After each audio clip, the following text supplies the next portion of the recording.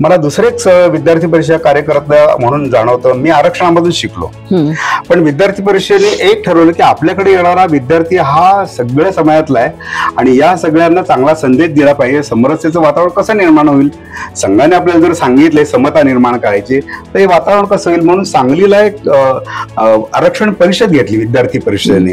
आणि त्या आरक्षण परिषदेमध्ये सांगितलं की जे जे आरक्षणामधून शिकले त्यांनी आपल्या मुलांना आरक्षणामधून शिकवता कामा नये, असा त्यावेळेला ठराव केला गेला. आता मला त्याचं अपील झालं की माझ्या समाजामध्ये एवढे लोक आहेत आणि त्याच्यात दुसरं असं जोडलं की मी जर शिकलो आरक्षणामधून आणि माझी क्षमता झाली की माझ्या मुलांना मी आरक्षणामधून शिकवणार नाही, आणि तर मग माझ्या समाजातला शेवटचा व्यक्ती जे आहे त्या शेवटच्या व्यक्तीपर्यंत आरक्षण पोहोचेल.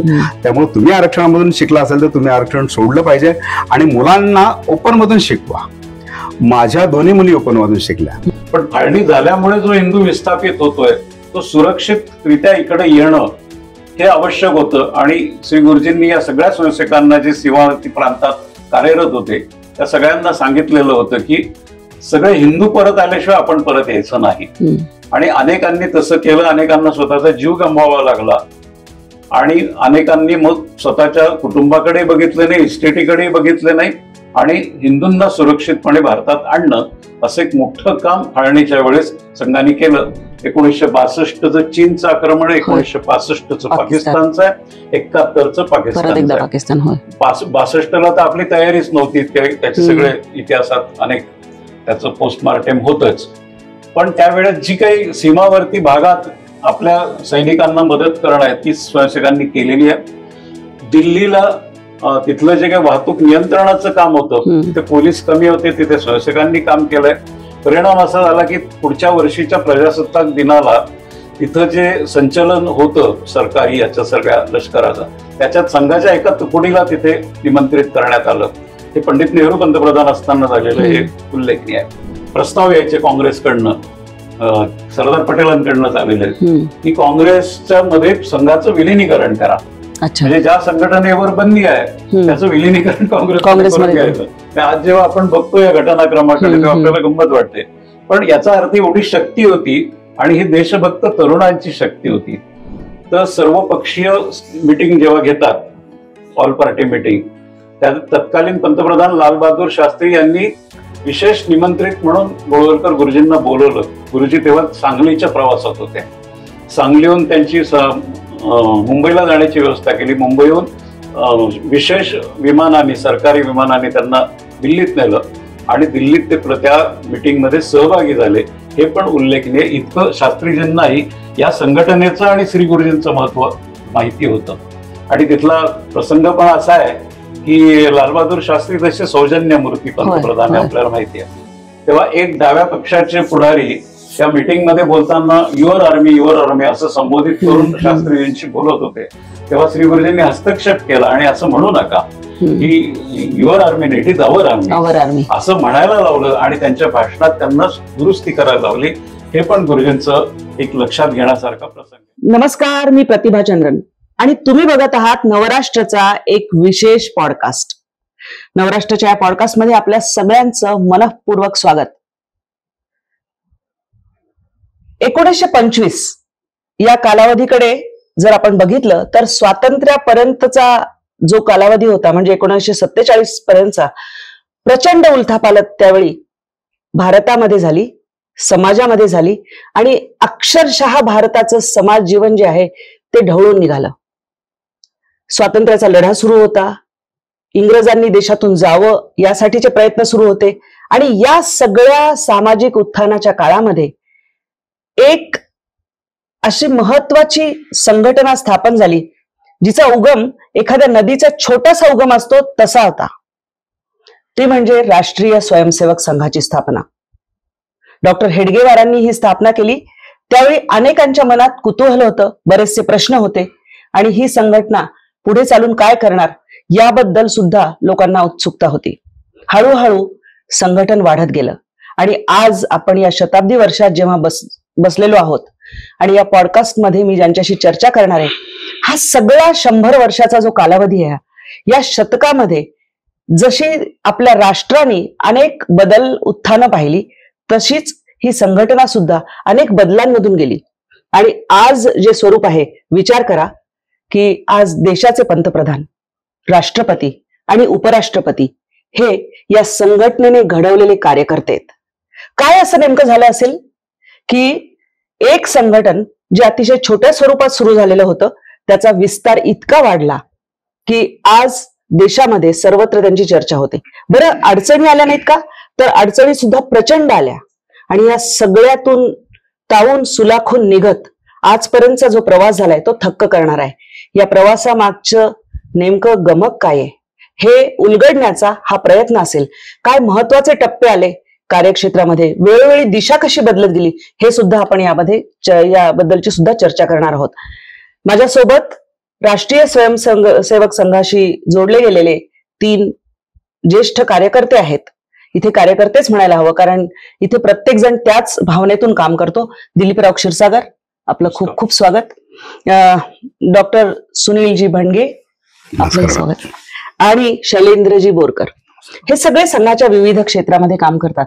आधी सुरुवातीपासूनच सुरुवात करूया. दिलीपराव, मी तुम्हाला हा पहिला प्रश्न विचारेन की 1925 डॉक्टर हेडगेवारांच्या मनामध्ये अशा प्रकारचं एक संघटन उभं करण्याची म्हणजे विचार त्या संदर्भातला हा कदाचित पूर्वीपासून सुरू असेल. आणि जेव्हा सुरुवात केली नेमकी पार्श्वभूमी काय होती, नेमकी भूमिका काय होती? डॉक्टरांच्या चरित्रात आपण बघितलं तर डॉक्टर हे बालपणापासून देशभक्ती हा त्यांचा मुख्य गुण आपल्याला लक्षात येतो. त्यावेळेचं वातावरण हे पूर्ण पारतंत्र्याचं वातावरण आहे हे आपल्याला ज्ञात आहेच. आणि डॉक्टर नागपूर जे आहे, नागपूर हे तसं चळवळीचं केंद्र होतं. स्वाभाविकच डॉक्टर पण त्याच्यात सहभागी होते. आणि त्यावेळेचे जे काही नागपूरचे पुढारी असतील त्या पुढाऱ्यांच्या मध्यस्थीने त्यांनी कलकत्त्याला वैद्यकीय शिक्षण घेण्याचं ठरवलं. त्यातला मुख्य उद्देश हा तिथं कलकत्ता ही क्रांतिकारकांची जन्मभूमी असल्यामुळे आणि कर्मभूमी असल्यामुळे 5 वर्ष तिथे जाऊन क्रांतिकार्याचं शिक्षण घ्यायचं, म्हणजे पारतंत्र्य घालवायचं असेल तर आपल्याला क्रांतिकार्य करायचं, हा त्यावेळचा त्यांचा दृष्टिकोन असणार. म्हणून ते 5 वर्ष तिकडे शिकायला गेले. तिकडून आल्यानंतर मात्र त्यांनी डॉक्टरकी करायची नाही हे मनोमन ठरवलेलं होतं. तसं त्यांनी त्यांच्या काकांना पत्र पण लिहिलेलं आहे. आणि त्यानंतर इथं आल्यानंतर मग राष्ट्रीय काँग्रेसच्या चळवळीत ते सक्रिय होते. क्रांतिकार्याच्या मर्यादा त्यांच्या लक्षात आल्या की हे सगळ्यांनी करता येण्यासारखं काम नाहीये, त्यात लागणारी गोपनीयता आहे, सर्वस्व समर्पण करण्याची तयारी आहे, ते सर्वसामान्य माणसाच्या पलीकडे असतं. त्याचं एक महत्व आहे पण ते सर्वसामान्य माणूस करू शकत नाही. त्यामुळे राष्ट्रीय काँग्रेसची, त्यावेळेची राष्ट्रीय काँग्रेसची चळवळ जी होती त्याच्यात ते सहभागी होते. छोट्या मोठ्या सभा कार्यक्रम याच्यात ते सहभागी होते, पदाधिकारी होते. त्यावेळच्या काँग्रेसचे जे वराड प्रांत म्हणता येईल, मध्य भारत प्रांत, त्याचे ते प्रांतिक पदाधिकारी देखील होते. आणि 1920ला काँग्रेसचे जे अखिल भारतीय अधिवेशन तिथे झालं नागपूरला, त्यातल्या स्वयंसेवक दलाचे डॉक्टर प्रमुख होते. म्हणजे त्यांच्या एकूण सगळ्या सामाजिक जीवनाचा क्रांतिकार्य आणि राष्ट्रीय काँग्रेसची चळवळ या दोन्ही प्रवाहांचा त्यांचा चांगला संपर्क होता. परंतु डॉक्टरांचं मन कुठेतरी विचार करत होतं की आपला देश वारंवार पारतंत्र्यात का जातो, कारण आक्रमणांची एक मालिकाच आपल्या इतिहासात आहे. आणि विशेषतः हे अलीकडचं जे 1000 वर्षाचं आक्रमण आहे ते भयानकच आहे. तर हे समजा आता या चळवळींमुळे कदाचित राष्ट्रीय काँग्रेसच्या चळवळीमुळे स्वातंत्र्य मिळेल, परंतु पुन्हा पारतंत्र्यात जाणार नाही याची काय आपण खात्री घेणार. तर त्यासाठी काय करता येईल असं त्यांचं मन विचार करत होतं. अभ्यासही करत असतील, इतिहासाचं परिशीलन करणं म्हणतात तसं ते करत होते. आणि ते शोध घेत होते की या समाजातला हा जो गुलामगिरीची प्रवृत्ती आलेली आहे त्याचा स्व कसा जागवता येईल या दृष्टीने डॉक्टर प्रयत्न करत होते, विचार करत होते. अनेकांशी विचारविनिमय त्यांनी केलेला आहे. आणि इतिहासात सुद्धा थोडं मागे बघितलं तर स्वामी विवेकानंदांनी नेमकं हेच मांडलेलं आहे की या देशाच्या समाजाला संघटित केलं पाहिजे, कारण त्याच्यात असलेले दोष जे आहेत ते काढल्याशिवाय हा देश पुन्हा उभा राहणार नाही. हे स्वामीजींचं निदान होतं. डॉक्टरही त्या निदानापर्यंत आले. पण ते स्वतः डॉक्टर असल्यामुळे आणि होमिओपॅथीचे डॉक्टर असल्यामुळे निदान केलं, पण त्याच्यावर उपचार पण त्यांनी काढायचा प्रयत्न केला. आणि तो उपचार होता की हे तंत्र कसं विकसित करायचं. लोकांनी संघटित व्हायला पाहिजे, बरोबर आहे, समाजातले दोष बरोबर आहेत, उच्च निच्चता आहे, विषमता आहे, एकत्र येण्याची पद्धत नाही, सामूहिक अनुशासन नाही आणि एक गुलामीची प्रवृत्ती विकसित झालेली आहे आणि निराशावादी आहेत. त्यामुळे तर हे सगळं घालवायचं असेल तर त्याचं एक तंत्र विकसित करावं लागेल आणि खूप जणांची विचारविनिमय करून एका निष्कर्षाप्रत ते आले आणि 1925च्या विजयादशमीला त्यांनी एक छोटंसं रोपटं, तुम्ही म्हटलं प्रास्ताविकात तसं त्यांनी लावलं आणि त्याचं नाव राष्ट्रीय स्वयंसेवक संघाची शाखा. हे शाखा काय होतं डॉक्टरांच्या मनातलं, तर त्याच्यात येणारा जो एक संस्कारक्षम वयाचा मुलगा आहे, किशोरवयीन आहे, त्यांना त्यांच्यावर शारीरिक, बौद्धिक आणि मानसिक संस्कार करणं आणि त्यातनं देशाप्रती त्याचं अग्रक्रम त्याच्या जीवनात त्यांनी आणणं, हे या शाखेतनं निर्माण करायचं. त्याला आम्ही व्यक्ती निर्माण म्हणतो किंवा राष्ट्रीय स्वयंसेवक संघाचा स्वयंसेवकाची ही एक वैशिष्ट्य आहेत की त्यांनी त्या पद्धतीने विचार करायचा. हे डॉक्टरांनी कार्यपद्धती विकसित केली, त्याचं नाव राष्ट्रीय स्वयंसेवक संघ. एकत्र येणं, नियमित एकत्र येणं, कारण नियमित एकत्र आल्याशिवाय हे जे दोष आहेत हे दोष दूर होणार नाही. सामूहिक अनुशासन असेल, परस्परांबद्दलचा अविश्वास असेल, कुठेतरी असलेली उच्च नीचतेची भावना असेल, हे एकत्र आले की हे आपण दोष दूर करू शकू असा आत्मविश्वास डॉक्टरांना निश्चित असावा आणि त्या पद्धतीने त्यांनी संघाची स्थापना केलेली आपल्याला दिसते. मग डॉक्टरांचा जो कालावधी होता म्हणजे 1925 पासून 40 पर्यंतचा, त्यामध्ये म्हणजे शाखा भरवणे, लोकांना एकत्रित आणणे, नेमका त्या काळामध्ये कसा कसा त्याचा विकास होत गेला, विस्तार होत गेला? बरोबर. नागपूरची शाखा सुरू झाली आणि विषय तर डोळ्यासमोर त्यांचं स्वप्न हे देशव्यापी करायचं आहे. त्यामुळे हे पुढे न्यायचं कसं, त्याचा त्यांनी काहीतरी आडाखे बांधलेलेही असतील आणि त्या पद्धतीने त्यांच्या शाखेत तयार झालेले जे साधारणपणे मॅट्रिक नंतरचे पदवीला प्रवेश करणारे असे जे तरुण होते, त्यांना ते काही दिवस सुट्टीमध्ये विस्तारक म्हणून पाठवायचे. ते संघ कामासाठी काही म्हणजे तुमची मे महिन्याची सुट्टी आहे तर नागपूरमध्ये न राहता अन्य गावी जा आणि शाखेचं काम वाढवा, त्याला विस्तारक ही संघामध्ये संज्ञा आहे. तर असे विस्तारकांची योजना ते सुट्टीत करतच होते. त्यातनं पुढची कल्पना त्यांची कदाचित आली आणि त्या पद्धतीने झालेलं पण आपल्याला दिसतं की पदवीच्या शिक्षणासाठी नागपूर सोडून बाहेरच्या प्रांतातच जायचं. असे अनेक ज्येष्ठ प्रचारक ज्यांची नावं आता आपल्याला अखिल भारतीय कार्यकर्ते त्यावेळचे झालेले आपल्याला माहिती आहेत, हे सगळे असे वेगवेगळ्या प्रांतात गेले आणि स्वतःचं शिक्षण घेता घेता संघाचं काम त्यांनी तिथे सुरू केलं आणि वाढवलं. हा एक विस्ताराचा टप्पा आहे. काही जण पदवीचं शिक्षण घेऊन त्यांना बाहेर पाठवलं, त्यात बाळासाहेब देवरस वगैरे अशी नावं आहेत. हा एक विस्ताराचा त्यांची पद्धत होती. डॉक्टरांनी स्वतः यासाठी भरपूर प्रवास केलेला आहे. प्रवासाच्या मर्यादा त्या काळच्या लक्षात घेतल्या आपण. म्हणजे डॉक्टरांनी त्यावेळच्या रेल्वेतल्या थर्ड क्लास होता, त्या थर्ड क्लासने अनेक वेळा प्रवास केलेला आहे आणि स्वतः प्रचंड अनेक वेळा जेवणही मिळालेलं नाही. 10-10, 12-12 मैल डॉक्टरांना चालावं पण लागलेलं आहे. एवढे कष्ट त्यांनी केलेले आहेत आणि हा विस्तार केलाय तो डॉक्टरांनी एकूण स्नेह, प्रेम, स्वयंसेवकांना प्रेम देणं, त्यांना जोडणं आणि त्यांना समाजाप्रती आणि देशाप्रती समर्पित करणं, हा भाव त्यांच्यात निर्माण करण्यासाठी जी डॉक्टरांची तळमळ होती ती त्यांनी स्वयंसेवकांमध्ये संक्रमित केली आणि त्यामुळे 1925 ते 40 या कालखंडात संघाची एकूण कार्यपद्धती स्थिर झाली.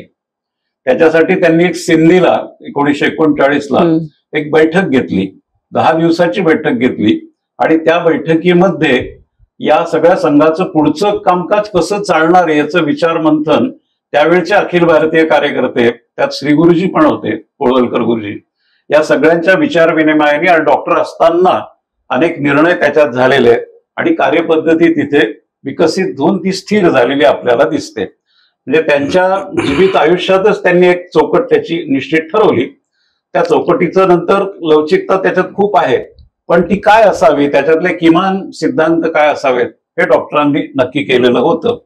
आणि 1940ला डॉक्टर गेले, त्यावेळेचा जो संघ शिक्षा वर्गातलं त्यांचं शेवटचं भाषण आहे. संघ शिक्षा वर्ग म्हणजे एक साधारण 1.5 महिन्याचं त्या काळचं प्रशिक्षण असायचं आणि त्याच्यासाठी जे शाखा चालवणारे कार्यकर्ते ते नागपूरला बोलवायचे आणि 1.5 महिना त्यांनी तिथे राहून ते प्रशिक्षण घ्यायचं.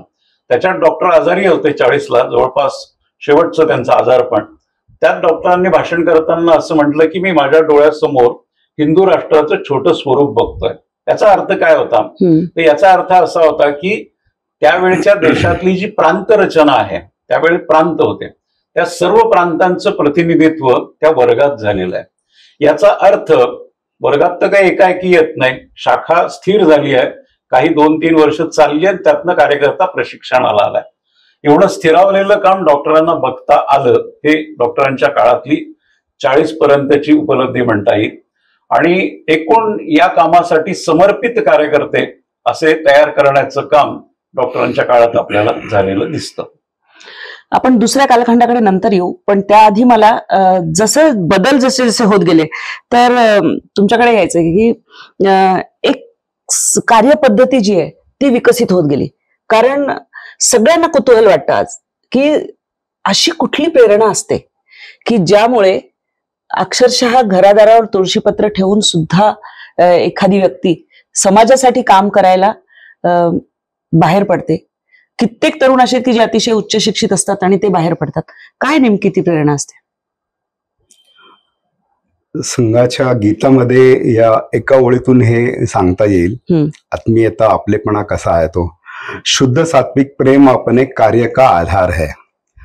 आलेल्या प्रत्येक संपर्कात आलेल्या प्रत्येक स्वयंसेवकाला, कार्यकर्त्याला, व्यक्तीला आपलेपणाची भावना आणि मी तुझा आहे हे बंधुभावाचं नातं सांगणारा संघ आहे. आणि हे नातं सांगत असताना ते फक्त कृतीतून जास्त संघाने सांगितलं. आणि डॉक्टरांच्या मनामध्ये कायम समाजाबद्दलची एक भावना अतिशय आपुलकीची, मातृत्वाची होती. समाजाचं काम करायचं असेल तर आपल्याला मातृत्वाच्या भूमिकेतून काम केलं पाहिजे. आईची माया जशी असे सगळे गुणदोष विसरते आणि त्याला पोटाशी जवळ धरते, तसा समाज हा पोटाशी धरला पाहिजे, ही डॉक्टरांची भूमिका होते. आणि म्हणून सगळ्या ज्या कार्यकर्ते जे संपर्क आले त्या सगळ्यांना हा भाव मिळाला आणि आत्मीयता मिळाली, आपुलकी मिळाली. आणि आपुलकीच्या नात्यांनी या ठिकाणी आपल्याला वागवलं जातं. आणि ते नातं हे तुमचं व्यक्ती निर्माणाचं आहेच आहे. तुमच्यातले चांगले गुण आहेत, त्या गुणांना वर्धन करण्याचं काम संघ शाखेवरती. आणि ते माझ्यातल्या चांगल्या गुणाला इथे बाबा काहीतरी दखल घेतली जाते, इथे कौतुक केलं जातं, असा हा त्याचा अहम स्वीकारला जातो.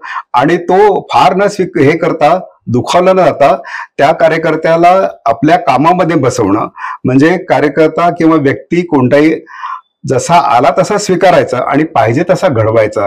ही घडवण्याची प्रक्रिया संघामध्ये स्थापनेपासून आहे.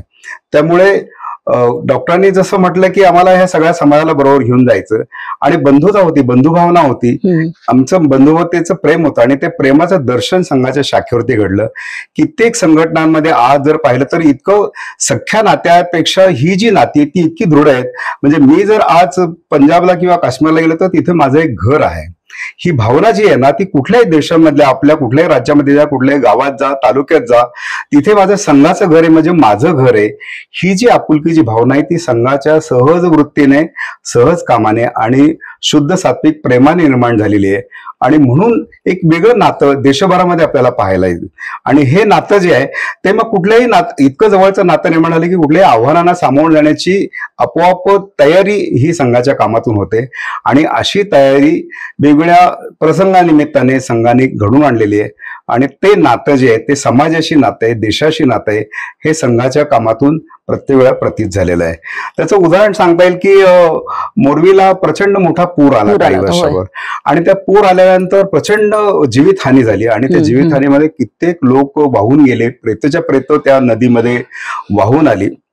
आणि ती सगळी स्वयंसेवकांना कधी सामाजिक किंवा नैसर्गिक आपत्ती ज्या आल्या त्या नैसर्गिक आपत्तीला कोणाला निमंत्रणात द्यायची गरज नाही. संघामध्ये कुठल्याही प्रकारचं निमंत्रण तुम्हाला मिळणार नाही. पण हा समाज माझा आहे, तो गेलेली व्यक्ती माझी, माझं त्याचं काही बंधुतेचं नातं आहे. म्हणून मी समाजावर आलेल्या आपत्तीवरती मी उभं राहिलं पाहिजे. येस, आय एम देअर या भूमिकेतून तिथे जे स्वयंसेवक काम करतात ती फक्त मातृप्रेमाची भावना असते. मोरवीला त्या गेल्यानंतर त्या ठिकाणी प्रेत उचलतायत, त्यांचा अंत्यसंस्कार करतायत स्वयंसेवक, आणि हे त्यावेळेच्या मुख्यमंत्री चिमणभाई पटलांच्या लक्षात आले. आणि ते पटेलांनी त्यावेळेचे जे सरसंघचालक होते बाळासाहेब देवरस यांना विचारलं, म्हणे देवरस तुम्ही संघ शाखेवरती काय प्रेतांच्या अग्निसंस्काराचं शिक्षण देताय का? तर त्यावेळेला देवरसांनी जे उत्तर दिलेलं आहे ते अतिशय हे आहे की आम्ही अशा कुठल्याही प्रकारचं शाखेवरती शिक्षण देत नाही, पण या समाजातली जी व्यक्ती आहे ती माझी आहे, माझं त्याचं बंधुतेचं नातं आहे, प्रेमाचं नातं आहे, आणि त्याच्यावरती आलेली जी आपत्ती माझी आपत्ती आहे, म्हणून मला तिथे गेलं पाहिजे, असं एक नातं जे आहे, बंधुभावाचं नातं आहे, हे संघ शाखेवर दिलं जातं. हा व्यवहार जो आहे, बंधुतेचा व्यवहार, हा संघामध्ये देशभर सार्वत्रिक पद्धतीने पाहायला मिळतो. कालखंड आहेत बरेच, कारण आतापर्यंतची जर आपण परंपरा बघितली तर ती 6 सरसंघचालकांची आहे, आणि प्रत्येक वेळी काही नवे आयाम जे आहेत ते कार्याला जोडले गेलेले आहेत, संघ कार्याला. दिलीपराव, पुन्हा तुमच्याकडे येणार आहे, नंतर आपण जाऊया पुढे शैलेंद्रजींकडे. तर मला हे विचारायचंय की 1940 पर्यंतचा कालखंड झाला, आणि त्यानंतर श्री गुरुजींच्या हातामध्ये, गुरुजी गोळवलकरांच्या हातामध्ये ही सूत्र गेली या संघटनेचे एक प्रमुख म्हणून. सगळ्यांनाच एक उत्सुकता असते की संघचालक निवडले कसे जातात आणि मग ते कार्य पुढे कसं चालतं, असा वारंवार प्रश्न लोकांच्या मनात येतो. तर तेही तुम्ही थोडं सांगावं. आणि मग नंतर श्री गुरुजींचा एक जो मोठा कालखंड होता, म्हणजे 1940 पासून 73 पर्यंतचा जो कालखंड आहे, त्यामध्ये नेमके कसे बदल होत गेले ते सांगावं. सरसंघचालक पद हे संघामध्ये गाईड अँड फिलॉसॉफर म्हणून बघितलं जातं, आणि सरकार्यवाह हे पद हे कार्यकारी पद आहे, हे त्याला एक्झिक्युटिव्ह पोस्ट म्हणतात, अशी आहे ऑर्गनायझेशनल स्ट्रक्चर रचना. त्यामुळे ते निर्वाचित होतात दर 3 वर्षांनी. म्हणजे आत्ताचे दत्ताजी सुद्धा हे निर्वाचित होऊन आलेले आहेत. ती एक संघाची घटना आहे, त्याच्याप्रमाणे प्रतिनिधी निवड आहे, आणि 3 वर्ष त्यांची टर्म असते. अशी ती खालपासून प्रक्रिया होते आणि पूर्ण होते. पण सरसंघचालक हे गाईड अँड फिलॉसॉफर असल्यामुळे ते निर्वाचन नाहीये, ती नियुक्ती आहे. त्यामुळे आधीच्या सरसंघचालकांनी त्यांची नियुक्ती करावी असा त्याचा संकेत आहे. डॉक्टर हेडगेवारांनी त्यांच्या निधनसमयी किंवा महानिर्वाणासमयी 2-3 पत्र लिहिलेले होते.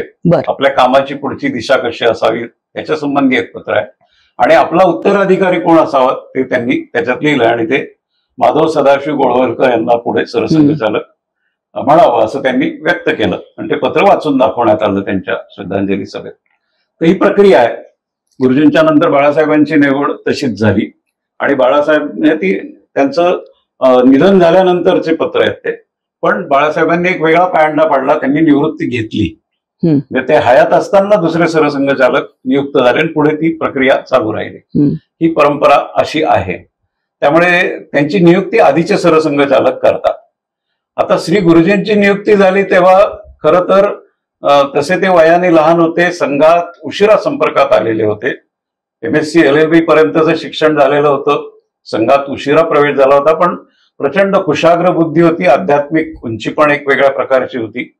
आणि डॉक्टरांचे आधीचे सहकारी, गुरुजींच्या आधीचे सहकारी होते ते निकटचे होते. म्हणजे अप्पाजी जोशी नावाचे डॉक्टरांचे एकदम जवळचे सहकारी वर्धेचे, आणि काँग्रेसचे मोठे नेते त्यावेळेचे. सगळ्यांना वाटलं होतं की अप्पाजींचीच निवड होईल, आणि हे केव्हा तरी अप्पाजींना कोणीतरी विचारलं किंवा तुम्ही तर डॉक्टरांची उजव्या हात होतात आणि तुमची नियुक्ती का नाही झाली, तर त्यांनी सांगितलं की मी जरी उजवा हात होतो तरी श्री गुरुजी त्यांचे हृदय आहे. हे असं जे ये हृदयचे ते हृदय जसं म्हणतात, असं सरसंघचालक काही त्याच्या क्वालिटीज, गुणवत्ता बघून ती नियुक्ती करतात. त्या पद्धतीने ते झाले. असे त्यांच्या समान असणारे अनेक असतात, पण काही एक विचार करून सरसंघचालक नियुक्ती करतात, तशी ती झालेली आहे. आता 1940ला श्री गुरुजींची नियुक्ती झाल्यानंतर त्यांचा कालखंड येतो 1973 पर्यंतचा. 33 वर्षाचा कालखंड हा खूप मोठा कालखंड आहे, पण हा देशाच्या दृष्टीने सुद्धा खूप खळबळजनक आहे. म्हणजे स्वातंत्र्याचं टप्पा, शेवटचा टप्पा आलेला आहे 47 पर्यंतचा. त्यामध्ये 42चं आंदोलन आहे, दुसऱ्या महायुद्धाचे काही परिणाम आहेत, आणि 47च्या आधी फाळणीचे आलेले सावट आहे. असे सगळे त्याच्यातली जी 7 वर्ष ती भयंकर घुसळणीची आहेत, आणि संघ पुन्हा वाढवायचा आहे या सगळ्याच्या, कारण आपली नियुक्ती संघ वाढीसाठी दिलेली आहे. त्यामुळे संघ वाढवायचा या आंदोलनातही सभा स्वयंसेवकांचा कसा राहील, संघ म्हणून राहणार नाही पण स्वयंसेवकांचा व्यक्तिगत कसा राहील त्याच्याकडेही लक्ष द्यायचं आणि कार्याचाही विस्तार करायचा. त्यामुळे श्री गुरुजींच्या काळात संघाचा विस्तार मोठ्या प्रमाणावर सुरू झाला. आणि 47च्या वेळेस तर सीमावर्ती प्रांत जे होते पंजाब सिंध येथे शाखा मोठ्या प्रमाणावर वाढलेल्या होत्या. त्यावेळच्या फाळणीचा काही फाळणी समोर दिसते म्हणून असलेले परिणाम पण असतील. त्यामुळे असं म्हणतात की लाहोरमध्ये तेव्हा 250 शाखा होत्या, म्हणजे एवढा मोठा तरुणांचा वर्ग संघाकडे होता. पण शेवटी फाळणी अपरिहार्य होती कारण ज्या नेतृत्वांकडे सगळी सूत्र होती या देशाची त्यांनी ती स्वीकारली. पण फाळणी झाल्यामुळे जो हिंदू विस्थापित होतोय तो सुरक्षितरित्या इकडे येणं हे आवश्यक होतं. आणि श्री गुरुजींनी या सगळ्या स्वयंसेवकांना जे सीमावर्ती प्रांतात कार्यरत होते त्या सगळ्यांना सांगितलेलं होतं की सगळे हिंदू परत आल्याशिवाय आपण परत यायचं नाही. आणि अनेकांनी तसं केलं, अनेकांना स्वतःचा जीव गमवावा लागला आणि अनेकांनी मग स्वतःच्या कुटुंबाकडे बघितले नाही, इस्टेटीकडे बघितले नाही आणि हिंदूंना सुरक्षितपणे भारतात आणणं असं एक मोठं काम फाळणीच्या वेळेस संघाने केलं. आणि मदत कार्य दिल्लीत वगैरे त्या ठिकाणी तर केलेलं आहेच. त्यामुळे तो एक टप्पा आला. दुर्दैवाने 48ला महात्माजींची हत्या झाली, महात्मा गांधींची. आणि एकूण संघाचं वाढतं बळ हे त्यावेळच्या सत्ताधाऱ्यांना बघवत नव्हतं. त्यामुळे तो आकस कुठंतरी काढायचा तो गांधी हत्येच्या निमित्ताने आला आणि संघावर बंदी घालण्यात आली दोषी मानून. श्री गुरुजींना स्थानबद्ध करण्यात आलं. आणि दरम्यानच्या काळात अशा पण काही त्याला प्रस्ताव यायचे काँग्रेसकडनं, सरदार पटेलांकडनं आलेले की काँग्रेसच्या मध्ये संघाचं विलिनीकरण करा. म्हणजे ज्या संघटनेवर बंदी आहे त्याचं विलिनीकरण काँग्रेसमध्ये घ्यायचं. आज जेव्हा आपण बघतो या घटनाक्रमाकडे तेव्हा आपल्याला गंमत वाटते. पण याचा अर्थ एवढी शक्ती होती आणि ही देशभक्त तरुणांची शक्ती होती आणि त्यामुळे त्याच्यावरती आलेलं संकट होतं. पण श्री गुरुजींच्या मुत्सद्दी नेतृत्वामुळे आणि सर्वदूर असलेला जो देशभर संपर्क होता संघ म्हणून या अनेकांनी याच्यात मध्यस्थी केलेली आहे आणि त्याच्यातल्या वाटाघाटी यशस्वी होऊन ही बंदी सरकारला बिनशर्तपणे मागे घ्यावी लागली. पण बंदी तर होती त्यामुळे संघाचं काम बंद होतं आणि त्यामुळे पुन्हा संघाचं काम जे थांबलंय ते पुन्हा वाढवणं हे एक आव्हान होतं आणि श्री गुरुजींनी ते पेललं. श्री गुरुजींनी प्रचंड प्रवास केला. देशभरचा प्रवास त्यांचा असं म्हणतात की 33 वर्षातनं 2 वेळा ते भारत परिक्रमा करायचे संघाच्या कामासाठी आणि असं त्यांनी शेवटपर्यंत केलं. आणि या कामाचं स्वरूप असंच कार्यकर्त्यांच्या गाठीभेटी, शाखावाढ, कार्यकर्ता निर्माण करणं, त्यांनी अधिक वेळ देणं आणि गुणवत्ता वाढणं स्वयंसेवकांची, यासाठी श्री गुरुजींनी प्रयत्न केलेले आपल्याला दिसतात. त्यामुळे प्रांतापर्यंत आलेलं काम डॉक्टरांच्या काळातलं ते जिल्हा स्तरापर्यंत देशभर आपल्याला पोचलेलं दिसतं. हा संघाचा विस्तार झाला. दुसरा त्याच्यातला श्री गुरुजींच्या कालखंडातला विषय तो म्हणता येईल तो 50च्या दशकापासून साधारण सुरू होतो. तो आहे विविध क्षेत्रांमध्ये स्वयंसेवकांनी जाऊन काम उभं करणं. संघ तर सामाजिक संघटन म्हणून चालणार आहे पण शिक्षण क्षेत्रात व्यवस्था काय असली पाहिजे, मजदूर क्षेत्रात काय असली पाहिजे, राजकीय क्षेत्रात काय असली पाहिजे, धार्मिक क्षेत्रात कशी असली पाहिजे, हे शेवटी कोणाला तरी तिथं काम करावं लागेल. त्यामुळे काही स्वयंसेवकांनी स्वतःहून ते काम सुरू केलं, जे ज्येष्ठ कार्यकर्ते होते आणि त्यांनी हे काम सुरू केलं. ज्यात मान्य दत्तोपंत ठेंगडींचा उल्लेख करावा लागेल की ज्यांनी भारतीय मजदूर संघ उभा केला. विद्यार्थी परिषदेच्याही स्थापनेत त्यांचा पुढाकार होता. अशी जी विविध कामं उभी राहिली त्याला विविध क्षेत्र म्हणतो, बाहेर त्याला रूढार्थाने परिवार म्हटलं जातं. या विविध क्षेत्रांचा प्रारंभ हा श्री गुरुजींच्या काळात झालेला आपल्याला दिसतो आणि त्या सगळ्या विविध क्षेत्रांना सुरुवातीचं मार्गदर्शन हे श्री गुरुजींचं राहिलंय हे पण आपल्याला लक्षात घेण्यासारखं आहे. त्याचं जे चिंतन आहे त्या क्षेत्राचं हे श्री गुरुजींच्या एकूण विचारशैलीचं वैभव आहे एका अर्थाने ते त्यांनी त्यांना दिलेलं आहे ते पाथेय. आणि त्या बरोबर त्या क्षेत्रामध्ये म्हणजे राष्ट्रजीवनाच्या विविध क्षेत्रामध्ये राष्ट्रीय विचारांचं संघटन उभं करणं असं काम त्यावेळेस झालेलं दिसतं. आणि अत्यंत साध्या कार्यकर्त्यांनी पण हिमालय एवढं काम उभं केलेलं दिसतं. त्यात दत्तोपंतांचा उल्लेख आहे. एकनाथजी रानडेंना विवेकानंद शिला स्मारकाचं काम केलं जे सहकार्यवाह होते. अशा विविध क्षेत्रांमध्ये या विचारांचा प्रसार करणं याच्यासाठी व्यवस्था उभ्या राहिला, याला व्यवस्था परिवर्तन म्हणतो. शाखेतनं होतं ते व्यक्ती निर्माण होतं आणि या व्यक्तींनी पुढे जाऊन समाजात परिवर्तन करायचंय त्याची काहीतरी व्यवस्था असली पाहिजे. म्हणून त्या त्या क्षेत्रातल्या या व्यवस्था आहेत. स्वतः श्री गुरुजींचा ज्याच्यात सक्रिय सहभाग होता अशी विश्व हिंदू परिषदेची स्थापना हे एक मोठं ऐतिहासिक काम गुरुजींच्या इतिहासात म्हटलं पाहिजे. श्री गुरुजींनी या भारतातले सगळे आपल्या हिंदू समाजातले जे अध्वर्य होते, चारी शंकराचार्य असतील, पीठाधीश असतील, महंत असतील, वेगवेगळे पंथाचे प्रमुख असतील, या सगळ्यांशी त्यांचा संपर्क उत्तम होता आणि संवाद पण चांगला होता. त्याचा उपयोग करून घेऊन त्यांनी सगळ्यांना एका व्यासपीठावर आणलं हा इतिहास झाला आणि त्यामुळे विश्व हिंदू परिषदेची 1964ला गोकुळ अष्टमीला ती स्थापना झाली. हे या देशातल्या हिंदू धर्माच्या इतिहासातलं एक वेगळा टर्निंग पॉइंट होता की सगळे एकत्र येणं आणि आपापसातले मतभेद दूर करून येणं हे फार मोठं यश गुरुजींना मिळालं. पुढे त्यांच्या जशा धर्मसंसद संमेलनं व्हायला लागली त्याच्यातनं काही ठराव प्रस्ताव पारित करणं, त्यात हिंदू धर्मासाठी काही ना काही सुधारणा करणं.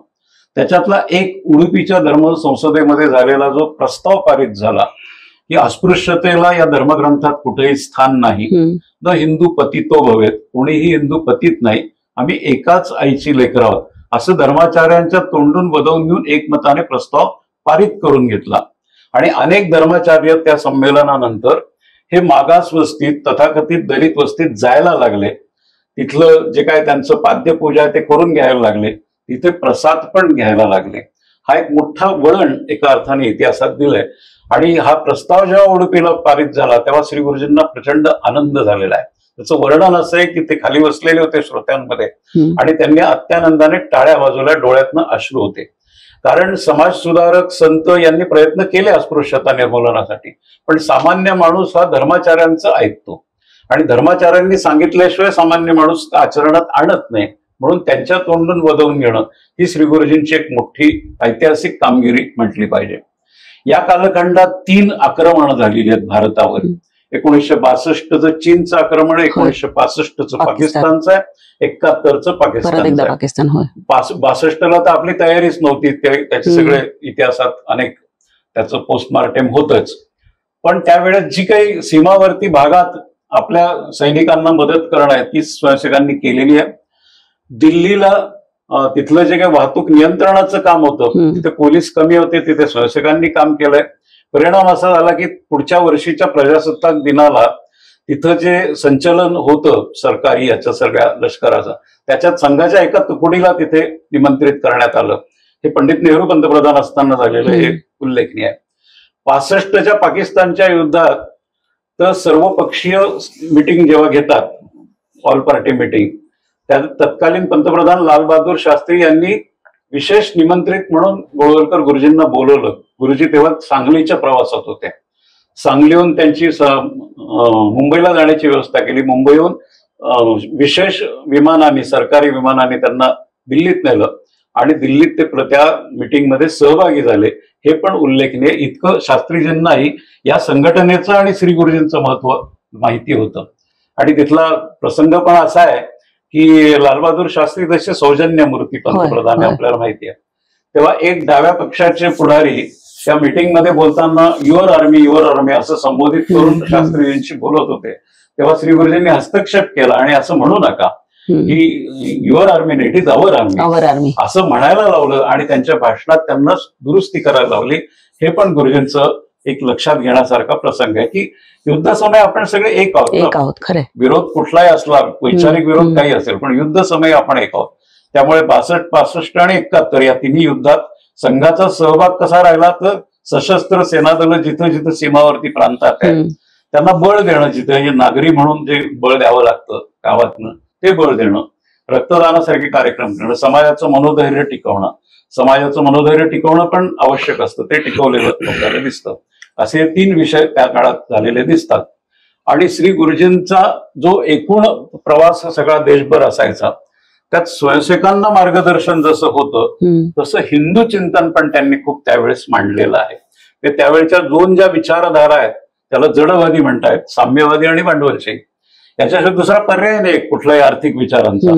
तर त्याच्यावर हिंदू चिंतन हे उत्तर असू शकतं, हे गुरुजींनी त्या काळात मांडलेलं आहे. म्हणजे दत्तोपंत ठेंगडींनी जे पुढे सगळं विकसित केलं ते सांगतात की माझी बीजसेवा श्री गुरुजींच्या मांडणीतली आहे. त्यामुळे एका अर्थाने हिंदू चिंतन या सगळ्या क्षेत्रात कसं असावं याच्यावर त्यांचं भाष्य उपलब्ध आहे, ते त्यांनी त्यावेळेस केलेलं आहे.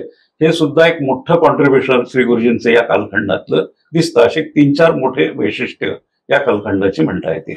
खरं 100 वर्षाचा हा कालावधी आपण आपल्या एका पॉडकास्टमध्ये मांडणं ही फार कसरत आहे तशा अर्थाने. पण सेवा कार्य जे संघाचं आहे त्याबद्दल शैलेंद्रजी खूप समाजामध्ये बोललं जातं आणि विचारसरणी विचारधारा कुठली असो, संघाच्या सेवा कार्याबद्दल निसंशयपणे सगळेजण ते मानतात की हे होतं कसं, हे घडतं कसं. तर तुम्ही बोलावं त्याच्याबद्दल असं मला वाटतं. कारण 2-3 गोष्टी होतात की वेगवेगळ्या, आता आपण काही टप्पे बघितले जसं पुराचा उल्लेख झाला तेव्हाचा, तर त्यानंतर आपण जर वेगवेगळ्या गोष्टी वेगवेगळे हे बघत गेलो तर मग कोविड असू द्या, युद्धजन्य परिस्थिती असू द्या, पूर, भूकंप, असं कुठेही असलं की संघाचा स्वयंसेवक तिथे दिसतो आणि तो तिथे काम करतो. तो कधी त्या फोटो ऑपॉर्च्युनिटीसाठी काम करत नाही, संपूर्ण वेळ तिथे काम करतो. आणि अनेकदा म्हणजे गेल्या 25-30 वर्षामध्ये अशी कार्य बघायला मिळाली, म्हणजे माळींचं असू द्या किंवा कितीतरी अशी उदाहरणं देता येईल. हे सेवा कार्य जे ते कसं वाढत गेलं, ते कसं रुजत गेलं? खूप चांगला प्रश्न तुम्ही विचारलाय. संघाची ओळख समाजामध्ये 2 गोष्टींमुळे होते. एक मैदानावर लागणारी दररोजची संघाची शाखा आणि दुसरी ओळख संघाची म्हणजे संघाच्या वतीनं स्वयंसेवकांनी केलेली सेवा कार्य, यांनी संघाची ओळख होते. आता आपण म्हटलं की विविध प्रकारची सेवा कार्य करताना स्वयंसेवक दिसतात, संस्था दिसतात आणि संघाच्या माध्यमातून सेवा कार्य चालतं. संघाच्या स्थापनेपासूनच स्वयंसेवकांना याचं बाळकडू आहे असं म्हटलं तरी चालेल. संघातला सेवा विभाग हा थोडासा नंतर सुरू झाला, पण सेवेचं हे काम संघाच्या सुरुवातीपासूनच आहे. म्हणजे एक प्रसंग मला मुद्दाम सांगावासा वाटतो की 1925 साली संघाची स्थापना झाली आणि संघाचं नाव राष्ट्रीय स्वयंसेवक संघ हे नाव 1926 साली मिळालं. आता असं कसं हे आपल्याला डॉक्टरांच्या चरित्रामध्ये वाचता येईल. पण संघाचं नाव मिळाल्यानंतर डॉक्टरांच्या मनामध्ये आलं की जे आता संघाचे स्वयंसेवक मंडळ नागपूरमधले स्वयंसेवक आहेत, तरुण कार्यकर्ते आहेत, यांना एक काहीतरी सामाजिक काम, एखादं सेवेचं काम करायला सांगावं. म्हणून मग त्यावेळी 1926 सालच्या मे महिन्यामध्ये रामनवमीच्या उत्सवामध्ये, रामटेक हे नागपूर जवळचं गाव आहे, तिथं रामनवमीची खूप मोठी यात्रा आणि उत्सव मोठ्या प्रमाणावरती होतो त्याचा. पण ती यात्रा काही कारणांनी म्हणजे यात्रेमध्ये गोंधळ होत होता, चेंगराचेंगरी होत होती, माता भगिनींची छेडछाड केली जायची, छोटे छोटे ताबूत रस्त्यामध्ये उभारून रामाचं दर्शन घडवतो म्हणून मोर पिसाचे फटके मारून पैसे उकळले जायचे भाविकांच्याकडनं, खेडूत भाविकांच्याकडनं. त्यामुळे ती यात्रा थोडीशी बदनाम झाली होती, व्यवस्था नीट नव्हती, प्रसाद मिळायचा नाही, पाण्याची व्यवस्था नव्हती, चेंगराचेंगरी व्हायची. डॉक्टरांनी ठरवले की आपले हे संघाचे स्वयंसेवक आहेत, यांना बरोबर घेऊन जाऊन ह्या यात्रेचं सुचारू संचालन करायचं. आणि त्यावेळच्या रामनवमीच्या यात्रेमध्ये स्वयंसेवकांनी गणवेशामध्ये त्या संपूर्ण यात्रेचं चांगलं संचालन केलं. मनाचे श्लोक म्हणण्यामध्ये दर्शनासाठी रांग लावून घेतली, पिण्याच्या पाण्याची व्यवस्था केली, माता भगिनींची रक्षणाची व्यवस्था केली, छेडछाड रोखली, दर्शनाची चांगली व्यवस्था केली, प्रसादाची चांगली व्यवस्था केली. आणि एक प्रकारानं ती रामाची यात्रा, रामनवमीची यात्रा, जे लोकांना आनंद देणारी यात्रा आणि रामाचा उत्सव साजरा व्हायचा, अशा पद्धतीने ती यात्रा साजरी केली. छोटंसं संचालन केलं, शिस्तबद्ध पद्धतीनं संचालन केलं. म्हणलं तर सेवा केली, वेळ दिला स्वयंसेवकांनी आणि यात्रेचं संचालन केलं. म्हटलं तर एक सामाजिक काम केलं. आपण खूप काही सेवा कार्य करतोय असा भाव नव्हता, एक चांगलं काम करायचं आणि त्यातनं काहीतरी चांगलं परिवर्तन घडवायचं या अपेक्षेने केलेलं ते एक काम होतं. मग सांगण्याचा आग्रह की 26 साली केलेलं ते काम 100 वर्ष पुरी होती, पुढच्या वर्षी त्याला परिवर्तन घडलं. डॉक्टरांना आणि स्वयंसेवकांना जे अपेक्षित होतं की ती यात्रा का चांगली चालत नव्हती, तर समाजातले घटक त्याच्याकडे पाहत नव्हते. आजची काय परिस्थिती आहे, तर त्यावेळेपासून 26 सालापासून स्वयंसेवकांना आता संचालन करावं लागत नाही यात्रेचं. समाजातल्या विविध घटकांनी ती यात्रा आपली मानली, रामाचा उत्सव आपलासा केला, त्याच्यातल्या व्यवस्था सगळ्या आपल्या अंगावरती घेतल्या आणि एक उत्तम प्रकारची यात्रा गेली 100 वर्ष साजरी होती. समाजाने ती यात्रा आपली म्हणून स्वीकारली. तर सेवा कार्यात नेमकं जे पाहिजे, परिवर्तन घडायला पाहिजे, बरोबर तेच परिवर्तन त्या छोट्याशा सेवा कार्यातनं घडलं. तर संघाच्या स्थापनेपासून डॉक्टरांच्या कालावधीमध्ये विविध प्रकारची सेवा कार्य स्वयंसेवकांनी केली, गुरुजींच्या कालावधीमध्ये केली. आता दिलीपरावांनी युद्धाचं प्रसंग सांगितलं, तर काश्मीर मधला प्रसंग आहे की काश्मीरमध्ये सैन्याला उतरायला विमानतळ खराब झालं होतं. म्हणजे आतंकवादी चळवळींनी ते विमानतळ उद्ध्वस्त केलं, तर सैन्य विमानातनं उतरूच शकत नव्हतं. गुरुजींनी आवाहन केलं, स्वयंसेवकांनी कशाची प्राणाचीही पर्वा न करता रात्रीतनं एकत्र जमून ते विमान उतरणे योग्य एका रात्रीतनं करून दिलं. आणि कोणतीही अपेक्षा नाही, सैन्याकडनं अपेक्षा नाही, सरकारकडनं अपेक्षा नाही, आपले सैनिक उतरलं पाहिजे आणि आपला देश त्याचं संरक्षण झालं पाहिजे या भावनेतनं ते सेवा कार्य केलं. अशा प्रकारचं सेवा कार्य संघाच्या स्थापनेपासून होतीच होती. प्रामुख्यानं सेवा कार्याचं जे भाग आहे ते 2 प्रकारचे भाग आहेत. एक जसा आता आपण उल्लेख केला की विविध आपत्तीच्या प्रसंगी स्वयंसेवक धावून जातात आणि काम करतात. मग ते लातूरचा भूकंप असेल किंवा मायन दुर्घटना असेल किंवा कच्छमध्ये झालेला भूकंप असेल किंवा मोरबीचा आलेला पूर असेल, अगदी महाराष्ट्रातलं उदाहरण घ्यायचं तर 4 वर्षापूर्वी आलेला कोल्हापूरचा पूर असेल किंवा कोरोनाचा कालावधीमध्ये भीषण आपत्तीमध्ये स्वयंसेवक धावून जातात. हे सेवेचं एक रूप आहे. प्रामुख्यानं त्याच्यामध्ये सेवा करताना जीवित हानी रोखायची, जीवन रक्षण करायचं, औषधोपचार करायचे, अन्न पाणी द्यायचं.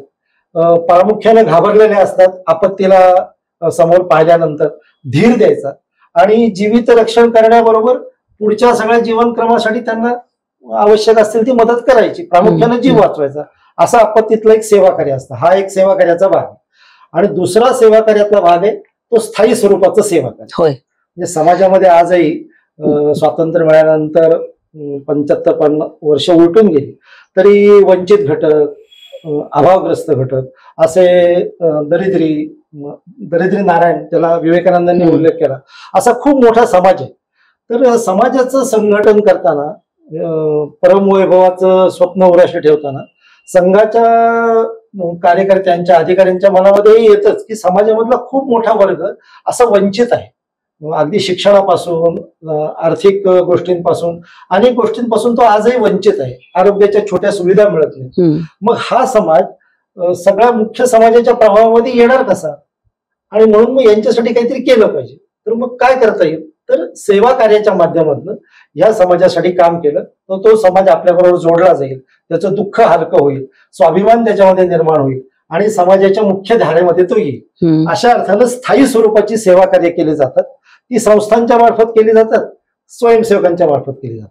आता तुम्ही भूकंपातलं उदाहरण घेतो तर लातूरच्या भूकंपातलं मला आठवतंय की पहाटे 5:30-5:45 वाजता अनंत चतुर्दशी, पहाटे 5:30-5:45 भूकंप झाला आणि 5:45 वाजता स्वयंसेवकांची पहिली तुकडी, जे काही उपलब्ध स्वयंसेवक डॉक्टर होते ते डॉक्टर औषधोपचार, अन्न पदार्थ घेऊन, पाणी घेऊन सकाळी 5:45 वाजता किल्लारी, जिथे भूकंपाचं केंद्र होतं, कशाची पर्वा केली नाही. पुन्हा भूकंप झाला तर काय होईल कुठलाही विचार न करता त्यांच्यासाठी धावून गेले आणि काम सुरू झालं. अशा कामाच्या बरोबरीनं समाजातली जी ह्या वंचित घटकांची नेमकी अडचण आहे, समस्या आहे किंवा ज्याच्यापासून ते वंचित आहेत, ही पण बरोबर गरज ओळखून त्याच्यासाठी सेवा कार्य करणं आणि त्याची व्यवस्था करणं, असं स्थायी स्वरूपाचं सेवा कार्य. मग शिक्षणातलं अगदी छोटी अभ्यासिका उभी करणं असेल किंवा मोठी शाळा उभी करणं असेल. भूकंपातलंच उदाहरण द्यायचं झालं तर त्याच वेळेला 93 साली भूकंप झाला आणि 93 साली 350 गावातल्या, भूकंपग्रस्त गावातल्या मुलांच्यासाठी शिक्षणाची सोय करणारं संघाच्या स्वयंसेवकांनी जनकल्याण समितीच्या माध्यमातून जनकल्याण विद्यालय सुरू केलं. आजही 33 वर्षानंतर ते विद्यालय आवश्यक त्या सगळ्या सुविधा देऊन शिक्षणाची गंगा या सगळ्या लोकांपर्यंत पोहोचवते. असं छोट्या अभ्यासिकेपासून विद्यालयापर्यंत, छोट्या तपासणी आरोग्याचा भाग घेतला तर आरोग्य रक्षक, त्या छोट्या गावामध्ये, वनवासी गावामध्ये आरोग्याची सुविधा नाही, दवाखाना नाही, तर तिथल्याच तरुणाला शिक्षित करून तुझ्या गावातल्या लोकांचं आरोग्य तू सांभाळ, ही 5-7 प्रकारची औषधं आहेत, याचा उपयोग कर आणि तू आरोग्य सांभाळ. असा आरोग्याच्या क्षेत्रातलं छोटं सेवा कार्य आरोग्य रक्षक असेल, तिथपासून मोठ्या हॉस्पिटल पर्यंत अतिशय उत्तम सुविधा देणारं, सगळ्या रोग दूर करणारं आणि अतिशय वाजवी किमतीमध्ये सेवा देणाऱ्या आरोग्याच्या अशा हॉस्पिटल पर्यंत विविध प्रकारची सेवा कार्य या माध्यमातून सुरू झाली. तर हे सुरू करत असताना प्रामुख्यानं भाव आपण काहीतरी वेगळं करतो किंवा खूप मोठी उपकाराची भावना तर स्वयंसेवकांच्या मनामध्ये नसते, पण वेगळं काहीतरी करतोय असाही भाव सेवा कार्य करताना स्वयंसेवकांच्या मनामध्ये नसतो. आपत्तीला धावून तर समाजावरच्या प्रेमामुळे जातात आणि सेवा कार्य उभं करताना सुद्धा तो जो वंचित घटक आहे त्याला एक खूप चांगला भावगर्भ शब्द या सेवा कार्यकर्ते संघाचे स्वयंसेवक वापरतात. त्याला लाभार्थी म्हणत नाही. बर. लाभार्थी हा सरकारी शब्द हो. काहीतरी लाभ, आणि त्याच्यामध्ये कोणीतरी याचक आहे अशी भावना असते आणि कोणीतरी दाता आहे आणि याचक आहे, आणि ते द्वैत निर्माण होतं. उच्च नेत्याची भावना होती, मी कोणीतरी करणार आहे अशी भावना होती. तर त्याला एक खूप छान शब्द उपयोगात आणला जातो, तो म्हणजे सेवितजन. आणि जिथे कुठे काम करायचं आहे तर शहरी भागामध्ये प्रामुख्याने अशा प्रकारची सेवा कार्य उभी करताना सेवा वस्तीचा प्रामुख्याने तिथं केले जातात. आता सेवा वस्ती म्हणजे काय, तर रूढार्थाने त्याला झोपडपट्टी म्हटलं जातं. तर झोपडपट्टी शब्दाचा सुद्धा स्वयंसेवक हे सेवा कार्य करताना, काम करताना उपयोग करत नाही. कारण झोपडपट्टी म्हणल्या एक उपवासाची भावना, एक त्यांच्याबद्दलची वेगळी दरिद्रीपणाची भावना, किंवा आपण कुणीतरी वेगळे आहोत आणि ती माणसं वेगळी आहोत. आपलेच बांधव आहेत ते सगळे, भारताचेच नागरिक आहेत, आपलेच बांधव आहेत. मग त्यांच्यासाठी अशा प्रकारचा कुठलाही शब्द प्रयोग न करता सेवा वस्तीमध्ये जाऊन काम करणं आणि ते सेवित जनांसाठी जाऊन काम करणं. तर सोपं सूत्र सांगितलं जातं काम करणाऱ्या कार्यकर्त्यांना, म्हणून मी सगळी सेवा कार्य उभी राहिली. वेगवेगळ्या प्रकारची 35 प्रकारची सेवा कार्य आहेत. आणि देशभराचा विचार केला तर सुमारे 90,000पेक्षा जास्त सेवा कार्य आज संघाच्या माध्यमातून स्वयंसेवक करताना दिसतात. मग संस्थेची उभारणी केली, स्वयंसेवकांनी एकटेपणाने पण काम केले. 90,000हून वेगळ्या प्रकारची काम, 35 प्रकारची सेवा कामं केली जातात. शिक्षणातली सेवा कार्य आहेत, आरोग्यातली सेवा कार्य आहेत, स्वावलंबनाची, बेरोजगारीवरती उत्तम प्रकारचं काही करायचं असेल तर स्वावलंबनाचं सेवा कार्य केलं. म्हणजे आग्र्याचं एक उदाहरण मला सांगावंसं वाटतं की बेरोजगारीवरती काय उपाय करायचा, तर सायकलवरती काम करता येईल आणि कमीत कमी खर्चामध्ये त्याला उद्योग करता येईल असे सायकलवरचे 15 उद्योग हे सेवा भारतीने विकसित केले आणि बेरोजगारीच्या सगळ्या तरुणांपर्यंत ते पोहोचवले आणि त्यांच्या मनामध्ये स्वाभिमानानं उद्योग करण्याची उर्मी आली. आणि आज अनेक तरुण या बेरोजगारीच्या समस्येपासून उद्योगाला लागलेले आहेत असं दिसायला मिळतं. तर प्रामुख्यानं भाव हाच असतो की स्वाभिमानाने आपला तो सेवित जन पुन्हा उभा राहायला पाहिजे. म्हणजे ती कविता आहे, देता देता घेणाऱ्याचे हातच घ्यावे. तर आज तो सेवित जन आहे, म्हणजे आज त्याला मदतीची किंवा त्याची सेवा करण्याची गरज आहे. उद्या राहीलच असं नाही. मग तो सेवित जन सुद्धा सेवा घेता घेता कधीतरी सेवा देणारा व्हायला पाहिजे. तो स्वाभिमान त्याच्या मनामध्ये जागृत व्हायला पाहिजे असा भाव असतो.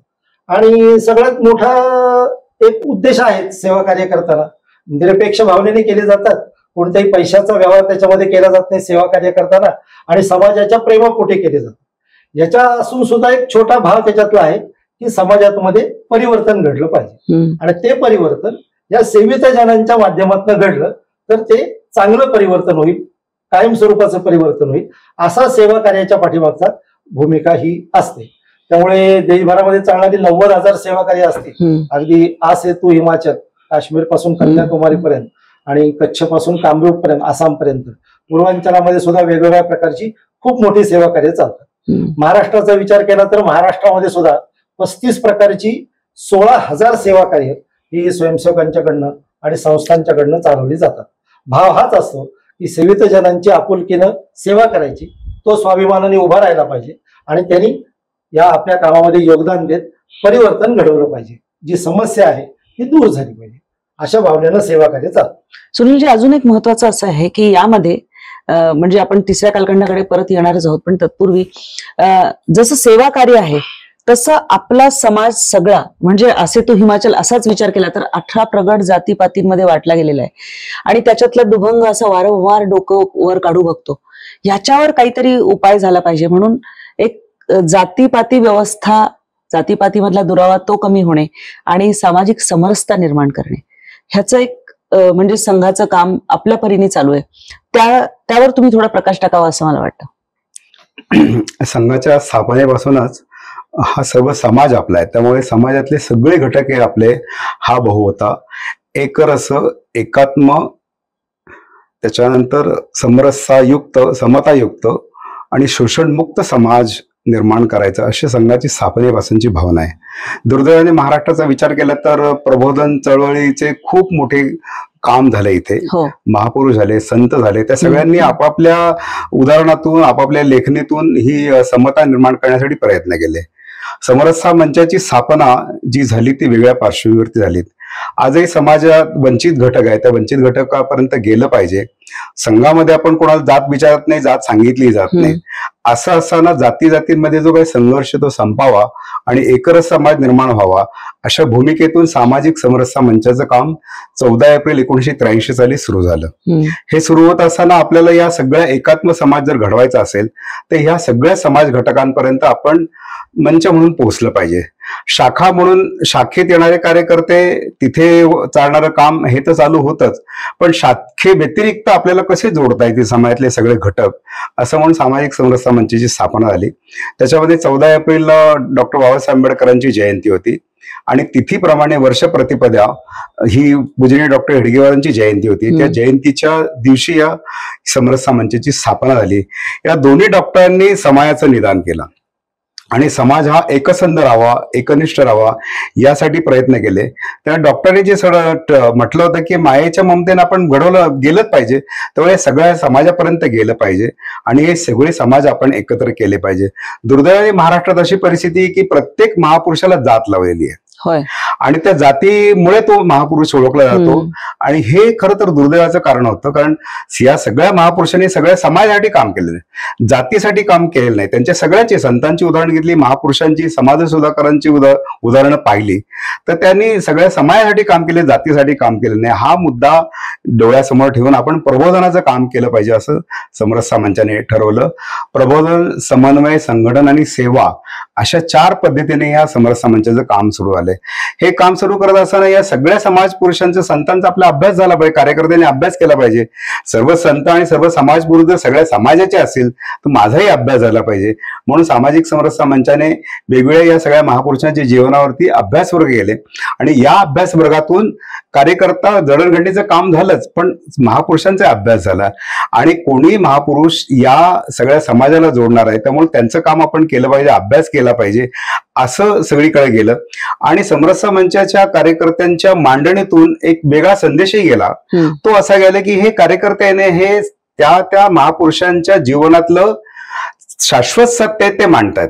महात्मा फुले त्यावेळेला ब्राह्मणाने शिवाय दिल्यात, आज त्याची गरज आहे का? महात्मा फुलेंनी शिक्षणाचं काम समाजापर्यंत नेलेलं आहे, त्यामुळे ते आम्हाला प्रार्थनीय आहेत. डॉक्टर बाबासाहेब आंबेडकर आम्हाला प्रार्थनीय आहेत. त्यामुळे फुले आंबेडकर असे सुरुवातीला आमच्या सगळ्या समरसता मंचाच्या कामामध्ये आणि त्याच्या आम्ही जी 3 प्रतिमा लावायचो, फुले, आंबेडकर, महात्मा फुले, डॉक्टर बाबासाहेब आंबेडकर आणि डॉक्टर हेडगेवार. त्यावेळेस अशी घोषणा दिली जी फुले, आंबेडकर, हेडगेवार भारतभूचे 3 शिल्पकार.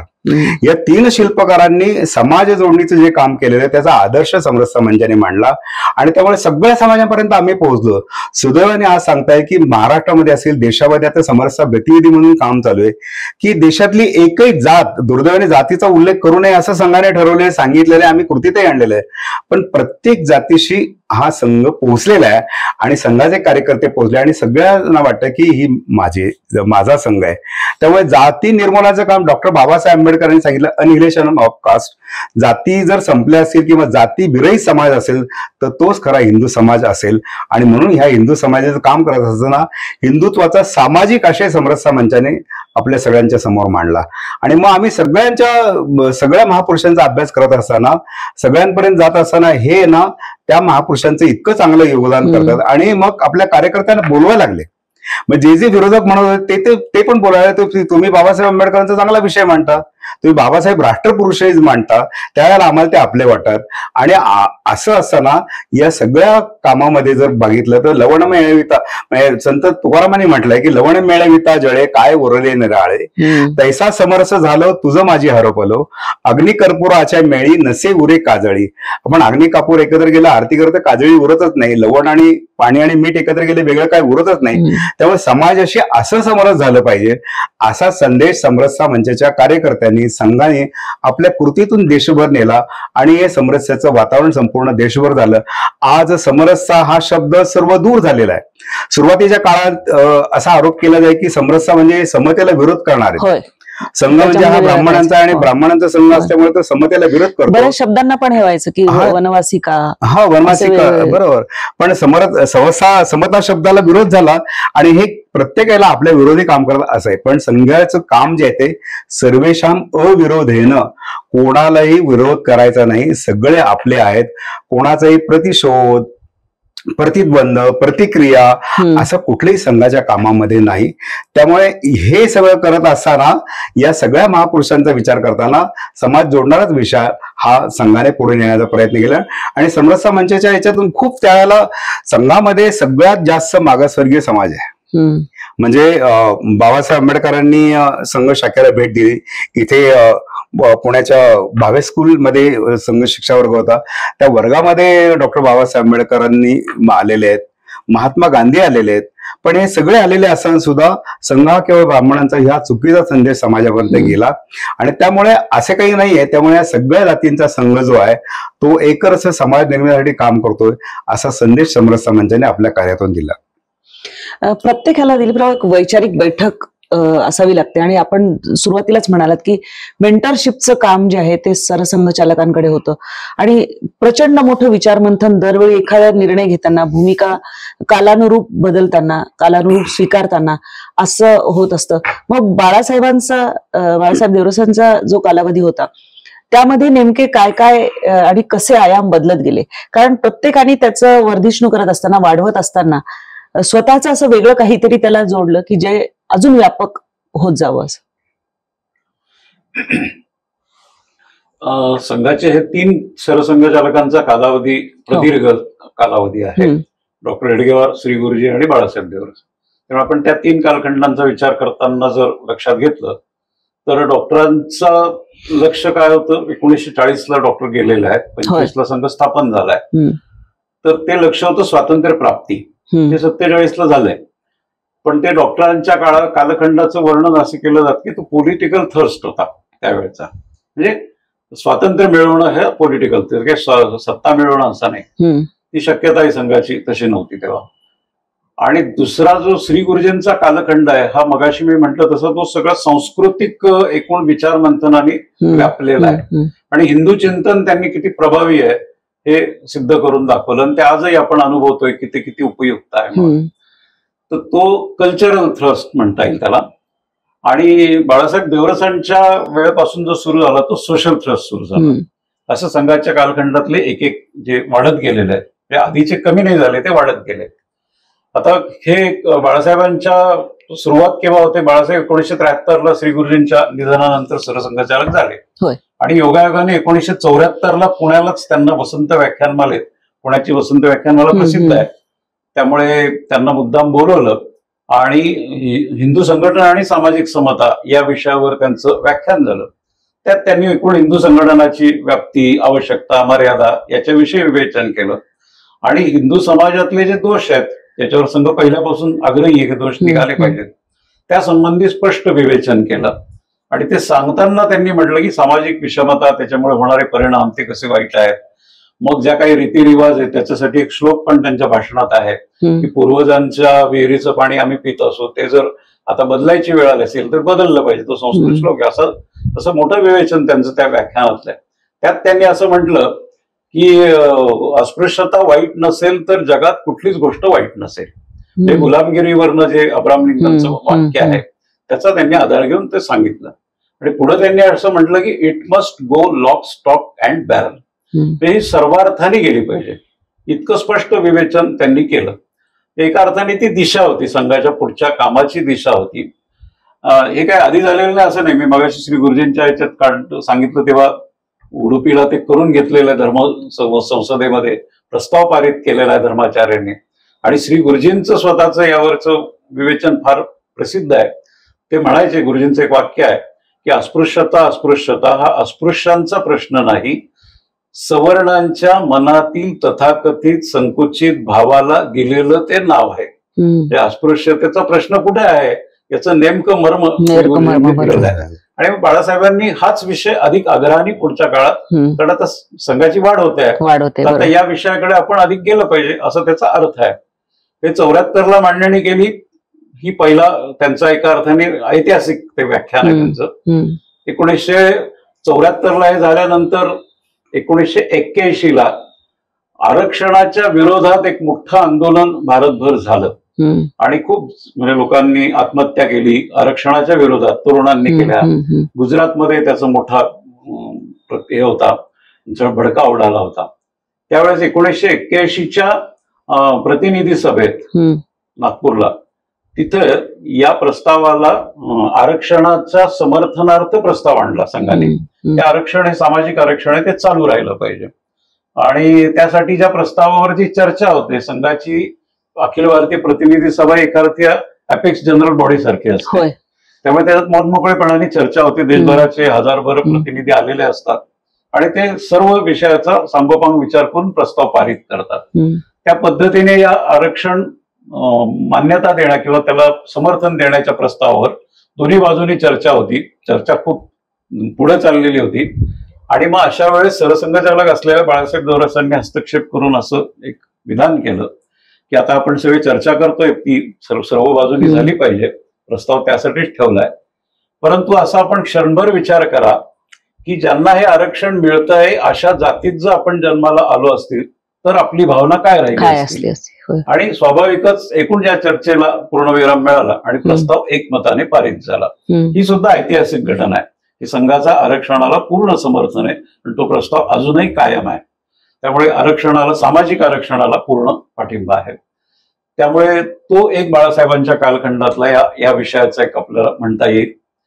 त्याच्यानंतर बाळासाहेबांच्या कालखंडामध्ये दुसरा विषयाला तो 75ची आणीबाणी आली. 73ला ते आले आणि 75ला आणीबाणी आली.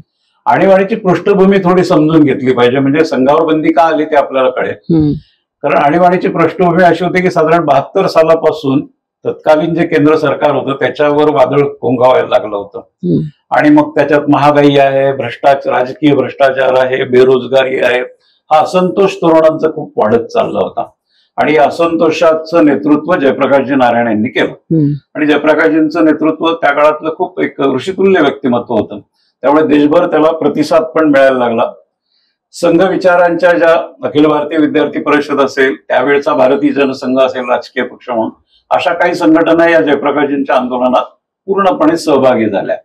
त्यामुळे स्वाभाविकच सरकारचा रोष हा असं संघावर पण होता की संघाचं समर्थन आहे असं समजलं जातं अशा संघटना उतरल्या की. त्यामुळे तो रोष होता आणि त्याच्यात भर पडली ती इंदिरा गांधींची त्यावेळची निवडणूक रद्द ठरवली अलाहाबाद हायकोर्टाने आणि स्वाभाविकच त्यांची सत्ता जाण्याची वेळ आली तेव्हा त्यांनी आणीबाणी घोषित केली. आणीबाणी घोषित केल्यानंतर सगळे विरोधी पक्ष नेत्यांना अटक झाली आणि संघासारखी जी मोठी संघटना आहे तिच्यावर बंदी घालण्यात आली. त्याचं कामच बंद करायचं, कारण यांना एकदा थांबवलं की एक मोठी शक्ती कप्प होईल या विषयातला, हा त्यांचा आडाखा होता. त्या पद्धतीने सरसंघचालकांना अटक झाली, अनेक केंद्रीय कार्यकर्त्यांना अटक झाली, पण अनेक जण भूमिगत झाले. कारण अटक करून घेण्यात अर्थ नव्हता, त्यामुळे अनेक जण भूमिगत झाले. कारण या आणीबाणी विरुद्धचा संघर्ष करणं आवश्यक होतं, कारण त्याच्यात संविधानात दुरुस्ती करून घेतली इंदिरा गांधींनी. त्याच्यानंतर पूर्ण यंत्रणा एक दहशतीचंच वातावरण, लोक दडपणाखाली होते, प्रचंड घाबरलेले होते. आतमध्ये असलेले जे जेलमध्ये असलेले विरोधी पक्ष नेत्यांना असं वाटत होतं की निवडणूक होणारच नाही, पुन्हा लोकशाही संपली आपल्या ह्याच्यात. इतकं नीतिधैर्य गेलेलं होतं सगळ्यांचं. अशा काळात लोक समाजाचं मनोधैर्य टिकवून ठेवणं आणि आणीबाणी विरुद्धचा संघर्ष सुरू ठेवणं, याच्यासाठी शेकडो कार्यकर्ते भूमिगत राहून काम करत होते. आणि त्यामुळे हा संघर्ष जवळजवळ 18 महिन्याचा हा संघर्ष आहे. हा 18 महिन्याचा संघर्ष संघाने केला आणि दुसरं स्वातंत्र्य मिळवून दिलं. जे दुसरं स्वातंत्र्य घालवलं होतं, कारण तेव्हा म्हणजे तुम्ही बोलूही शकत नव्हते सरकारच्या विरोधात. तर आज आपण माध्यम म्हणून सोशल मीडिया समोर बसलेलो आहोत. वृत्तपत्रात काय छापावं हे पोलीस अधिकारी तेव्हा ठरवत होते. अशी नियंत्रणं तेव्हा आणलेली होती. त्यामुळे प्रचंड दडपण असताना संघाने दिलेला हा लढा खूप संघर्ष हा खूप ऐतिहासिक आहे आणि त्याला आता 50 वर्ष होत आहेत योगायोगाने. संघाची शताब्दी आणि आणीबाणीची 50. त्यामुळे ते एक मोठं पर्व या बाळासाहेब देवरसांच्या कालखंडातलं आहे. आणि एवढं सगळं झाल्यानंतर 77ला इंदिरा गांधींचा पराभव झाला, जनता सरकार आलं. बाहेर आल्यानंतर बाळासाहेब देवरसांचं, ते तुरुंगात होते, आल्यानंतरच फार चांगलं वाक्य आहे, फॉरगेट अँड फॉरगिव्ह हे आम्ही देशाकडे कसं बघितलं पाहिजे, राजकारणाच्या भूमिकेतनं बघायचं नाही. जे झालं ते झालं, आपण सगळे एक आहोत. त्यामुळे फॉरगेट अँड फॉरगिव्ह हे त्यांचं वाक्य खूप महत्वाचं आहे. ही बाळासाहेबांच्या एकूण नेतृत्वाची आपल्याला चुणूक म्हणता येईल. 1983 महाराष्ट्र प्रांताचं तळजाई शिबिर झालं. ते सुद्धा एक ऐतिहासिक शिबिर आहे. आणि 3 दिवसाच्या या शिबिराचा समारोप जेव्हा झाला, त्या 3 दिवसाच्या समारोपाच्या पाहुणे होते ते स्वामीकार रणजित देसाई होते. आणि बाळासाहेबांचं भाषण जे आहे ते फार याच समरसता विषयाची मांडणी करणार आहे की आम्हाला कोणत्या हिंदू समाजाची निर्मिती करायची आहे, तर समतायुक्त, शोषणमुक्त, विषमता रहित अशा समाजाची आम्हाला निर्मिती करायची, असं ते वाक्य. एका अर्थाने विजनरी स्टेटमेंट आहे आणि ते बाळासाहेबांनी केलं. हे संघाच्या कामाची एकूण दिशा स्पष्ट करणार आहे. आणि सरसंघचालक जेव्हा असं विधान करतात ते एका अर्थाने मार्गदर्शक असतो. पुढची सगळी दिशा, त्याप्रमाणे सगळ्यांचे व्यवहार पण त्या दिशेने सुरू आहेत असे आपल्याला दिसतात. आता तो विषय सगळा समरसता मंचाचा विषय आलाय आणि आता ते समरसता गतिविधी असा विषय घेऊन रोजच्या संघाच्या कामातच तो विषय आलेला आहे. आणि त्यासाठी काही कामं दिली आहेत की समरसता गतिविधी म्हणून आपण काय करावं संरक्षकांनी, इथपर्यंतचा तो विषय आलेला आहे. त्यामुळे बाळासाहेबांच्या कालखंडातला हा महत्वाचा विषय म्हणता येईल. तिसरा त्यांच्या याच्यातला आला तो हिंदू जागृतीचा आला विषय. 1981 मीनाक्षीपुरम इथे एक धर्मांतर झालं आणि ते एनब्लॉक सगळं गावच्या गाव मुसलमान झालं. जवळजवळ 1000 एक घरं होती आणि ती सगळी मुसलमान झाल्यामुळे देशभर खळबळ उडाली. सगळे हिंदू धर्माचे धर्माचार्य, शंकराचार्य हे सगळे अस्वस्थ झाले. सगळ्यांनी आपली अस्वस्थता व्यक्त केली. तत्कालीन पंतप्रधान इंदिरा गांधींनी यांनी पण अस्वस्थता व्यक्त केली. हे पण विशेष आहे. आणि स्वाभाविकच हिंदू संघटन म्हणून संघ पुढे झाला. विश्व हिंदू परिषदेचं काम सुरू झालेलंच होतं. विश्व हिंदू परिषदेने या सगळ्याचं नेतृत्व करावं म्हणून एक जनजागरण अभियान घेण्यात आलं. देशभर गावागावामध्ये जाऊन छोट्या सभा, मोठ्या सभा घेऊन लोकांना समजून देणं की हिंदू समाज संघटित राहण्याची आवश्यकता काय आहे, धर्मांतराचा धोका काय आहे, हे सगळं समजून देण्याचं काम केलं आणि खूप मोठ्या व्यापक प्रमाणावर जनजागरण अभियान झालं. त्याच्या पुढे 1983 एकात्मता यात्रेचं आयोजन करण्यात आलं. ही एकात्मता यात्रा देशव्यापी होती आणि त्याला पूरक यात्रा जोडलेल्या होत्या. याच्यात भारत माता आणि गंगा माता अशा दोन्ही हिंदू समाजाला, भारतीयाला श्रद्धेय असलेल्या ज्या गोष्टी आहेत त्यांची यात्रा ही होती. आणि लक्षावधी हिंदू या यात्रेमध्ये जिथे जिथे गावात जाईल तिथे तिथं दर्शनाला यायचे, कारण ते गंगेपासून आलेला कलश त्याच्यात होता. म्हणजे गंगा या विषयाविषयी, या नदीविषयी किंवा मातेविषयी हिंदू, सर्वसामान्य हिंदूची जी भावना आहे ती लक्षात आली आणि त्याच्या हृदयाला हात घातला गेला.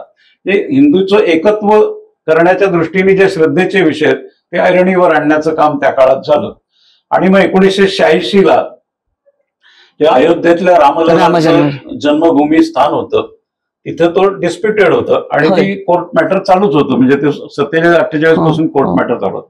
आणि मधल्या काळात काय ती केस पुढे गेली, त्या फैजाबादच्या त्या कोर्टाने निर्णय दिला आणि ते कुलूप काढण्याचा निर्णय दिला आणि देशभर त्याची न्यूज एकदम झाली. आणि देशभर अनेकांना माहित नव्हतं की अयोध्येचं रामाचं मंदिर बंदिवासात आहे, आपल्याला जाता येत नाही तिथे. त्यामुळे सर्वसामान्य हिंदूलाही ते कळलं की असं काहीतरी आहे. ते कुलूप लगेच रात्री पुन्हा घातलं गेलं सरकारच्या याच्यामुळे. पण मग त्याविषयी एक जनजागृती सुरू झाली आणि दरम्यानच्या काळात विश्व हिंदू परिषदेच्या धर्मसंसदेने एक धर्मस्थळ मुक्ती यज्ञ असंच म्हटलं आणि हे 3 धर्मस्थळ मुक्त झाली पाहिजे, काशी, अयोध्या आणि मथुरा. आणि पहिलं अयोध्या मुक्त करायचं असं त्यांनी असा आदेश दिला धर्मसंसद. आणि सर्वसामान्य हिंदूंची संघटना म्हणून संघाचे स्वयंसेवकही त्या अभियानात सामील झाले, आंदोलनात ते सामील झाले. अनेक प्रकारची आंदोलन आणि अभियानं त्या काळात करण्यात आली. 1989 एक महत्वाकांक्षी अभियान ज्याला म्हणता येईल, जे महात्मा गांधींच्या स्वातंत्र्य आंदोलनाशीच त्याची तुलना होऊ शकेल, की सर्वसामान्य माणसाला त्याच्या हृदयातली चेतना कशी जागवायची, महात्माजींनी चरख्याने ती चेतवली. त्यावेळच्या विश्व हिंदू परिषद आणि धर्माचार्यांनी नेतृत्व करून एक वीट आपल्या गावातून अयोध्येच्या मंदिरासाठी पाठवावी असा विषय केला. त्याला रामशिला म्हटलं. आणि हे रामशिला पूजन करून अयोध्येकडे पाठवायची हे अभियान प्रचंड गाजलं. म्हणजे ज्या संघाच्या आणि विश्व हिंदूच्या कार्यकर्त्यांच्या तशा मर्यादा होत्या, कारण एवढ्या गावांमध्ये पोहोचणंही शक्य नव्हतं. ज्या गावात कार्यकर्ते पोहोचलेले नव्हते तिथून सुद्धा वीट आली जिल्ह्याच्या स्थानी आल्या आणि त्या अयोध्येला गेल्या. एका अर्थाने हा विषय सर्व समाजाचा कसा होऊ शकतो त्याची अनुभूती मिळाली. आणि यात कुठेही हिंसक आंदोलन नाहीये, पण सर्वसामान्य माणसाला जागवून लोकशाही पद्धतीने हे आंदोलन कसं करता येतं ते रामशिला पूजन आहे. आणि मग 90ची कारसेवा झाली, मग त्याच्यानंतर 92ची कारसेवा झाली. 90च्या कारसेवेत तो गोळीबार झाला, 92च्या कारसेवेत तो प्रत्यक्ष ढाचा पडला. कारण हिंदू समाजाच्या संयमाचा बांध फुटला. कारण लोकशाहीची जी 4 स्तंभ आहे त्यांनी उपेक्षा केली आणि ती उपेक्षा केल्यामुळे त्यांचा बांध फुटला आणि तो ढाचा उद्ध्वस्त झाला. हे हिंदू जागृतीचा एक मोठा टप्पा होता आणि त्याच्या आधारेच मग पुढे कोर्टबाजी होऊन सुप्रीम सर्वोच्च न्यायालयाचा निर्णय आणि अलीकडे झालेलं रामलला, हा सगळा इतिहास जो आहे त्याची बीज ही 1986 पासून आपल्याला दिसतात. ही सगळी जी हिंदू जागृतीचा विषय आहे हा बाळासाहेबांच्या दिवसांच्या कालखंडातला हे आपल्याला लक्षात घेतलं पाहिजे. यातला आणखीन एक गमतीचा भाग असा आहे की 1984च्या लोकसभा इलेक्शनच्या आधी, म्हणजे इंदिरा गांधींची हत्या होण्याच्या आधी, विजयादशमीचं भाषण जे आहे बाळासाहेबांचं, त्याच्यात त्यांनी हिंदू वोट बँकेचा पहिला उल्लेख केलेला आहे. आणि हिंदू वोट बँक हा हिंदूंनी जरा सावध राहून मतदान केलं पाहिजे. जे लांबूल चालन अल्पसंख्याकांचं करतात त्यांना मतदान नाही केलं पाहिजे आणि जात पात पंथ याच्यावर उठून हिंदू म्हणून मतदान करा. हा पहिला हिंदू वोट बँकेचा जो विषय आहे हा बाळासाहेबांनी केला. दुर्दैवाने इंदिरा गांधींची हत्या झाली, त्यामुळे ती निवडणूक सहानुभूतीत वाहून गेली आणि 400च्या वर राजीव गांधींना बहुमत मिळालं आणि त्यामुळे हिंदू वोट बँक हा विषय चालला नाही. पण ती हिंदू वोट बँक 89 पासून सुरू आहे, ती आजपर्यंत ती चर्चेत आहे. त्याचे परिणाम पण आपल्याला दिसतात. हे बाळासाहेबांच्या कालखंडातला आणखीन एक महत्वाचा बिंदू म्हणता येईल. असे 3-4 वैशिष्ट्य आहेत. खूप मोठा असा कालखंड आहे, खूप उलथापालथ प्रचंड आहे आणि ती थोडक्यात मांडायचा आपला एक प्रयत्न चालू आहे. पण ह्या सगळ्या कामाचा आत्मा जो आहे, किंवा हे जसं आधी विस्तारक म्हणत होते, नंतर प्रचारक, तर सगळ्यांना अजूनही आश्चर्य वाटतं. म्हणजे कितीतरी मोठे विरोधी नेते सुद्धा म्हणतात की अरे काही मिळत नाही, प्रचारक म्हणून जातात. काय ही प्रेरणा असते, काय या प्रचारकाचं दिनचर्या असते, त्यांना कालावधी कसा असतो, हे सगळं. कारण याच्याकडे खूप कुतूहलाने बघितलं जातं की प्रचारक आहे म्हणजे नेमकं करतो काय आणि त्याची निवड कशी केली जाते, कुठल्या निकषांवर त्याला निवडलं जातं संघामध्ये. प्रचारक म्हटलं तर पूर्ण वेळ संघाचं काम करणारा व्यक्ती, हे त्याचं एका वाक्यातलं उत्तर आहे. बरोबर, संघाचं काम करायचं. होय. आपलं लौकिक शिक्षण पूर्ण झालं की कोणत्याही अपेक्षा न ठेवता निरपेक्ष भावनेनं समाजावरच्या प्रेमासाठी संघाचं काम करायचं. संघाचे अधिकारी सांगतील त्या क्षेत्रात जाऊन काम करायचं, म्हणजे घरदार सोडायचं. मग शिक्षण पूर्ण करायचं, अपेक्षा कुठली ठेवायची नाही, घरदार सोडायचं आणि संघाचं काम करायचं, मातृभूमीची सेवा करायची.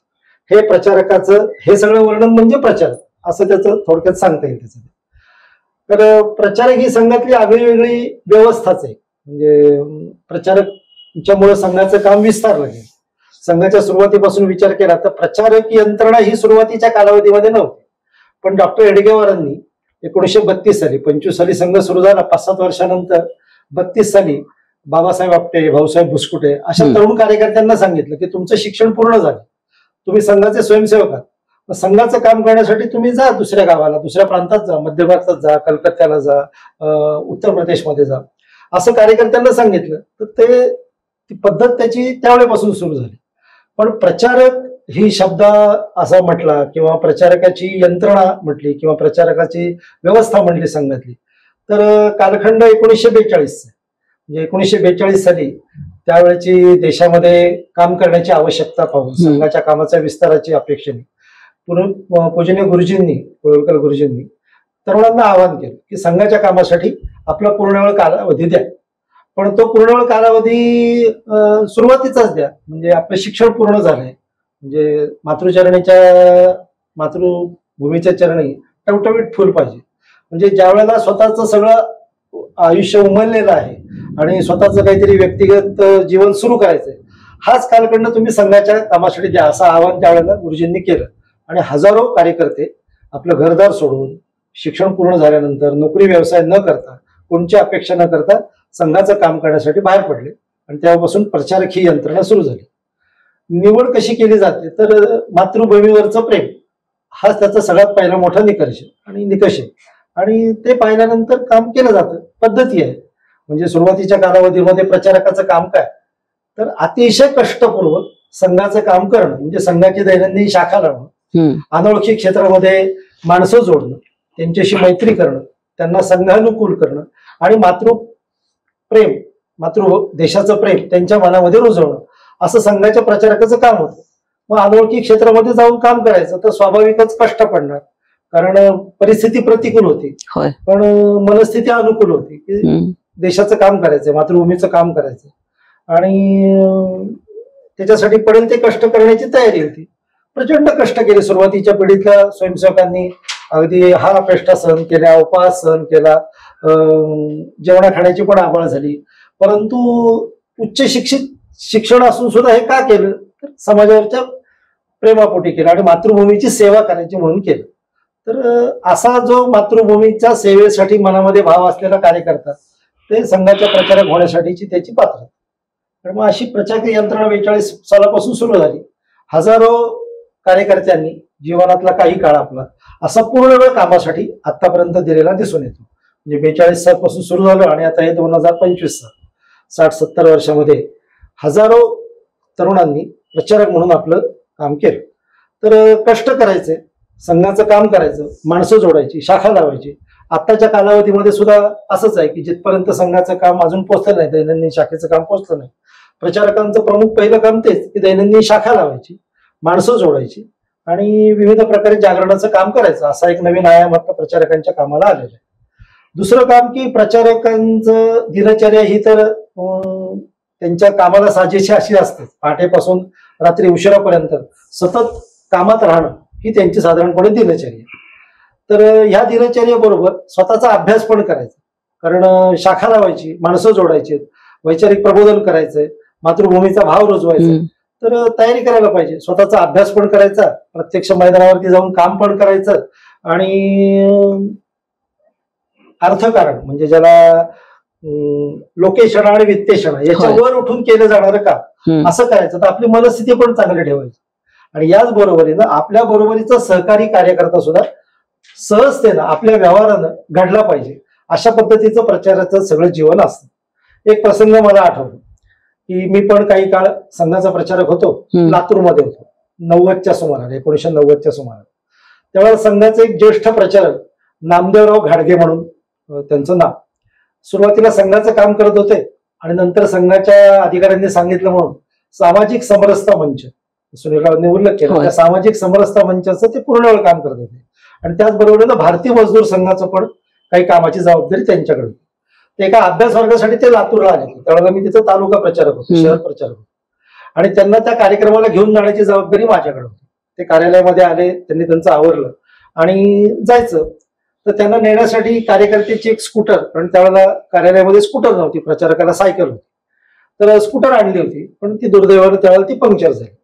लातूरमध्ये त्याच वेळेला त्या दिवशी सकाळी काहीतरी दंगल होऊन सगळी संचारबंदी होती, त्यामुळे रिक्षा मिळेना, स्कूटर दुरुस्त करायचं दुकान उघडं नव्हतं, दुसरी कोणाची स्कूटर मागून आणायची तर काही साधन नव्हतं. त्याच्यामध्ये जायचं कसं, कारण 2 किलोमीटर लांब त्यांना पोचवायचं होतं त्या अभ्यास वर्गासाठी. त्यांचंच प्रमुख भाषण होतं आणि जाणं अत्यंत आवश्यक होतं.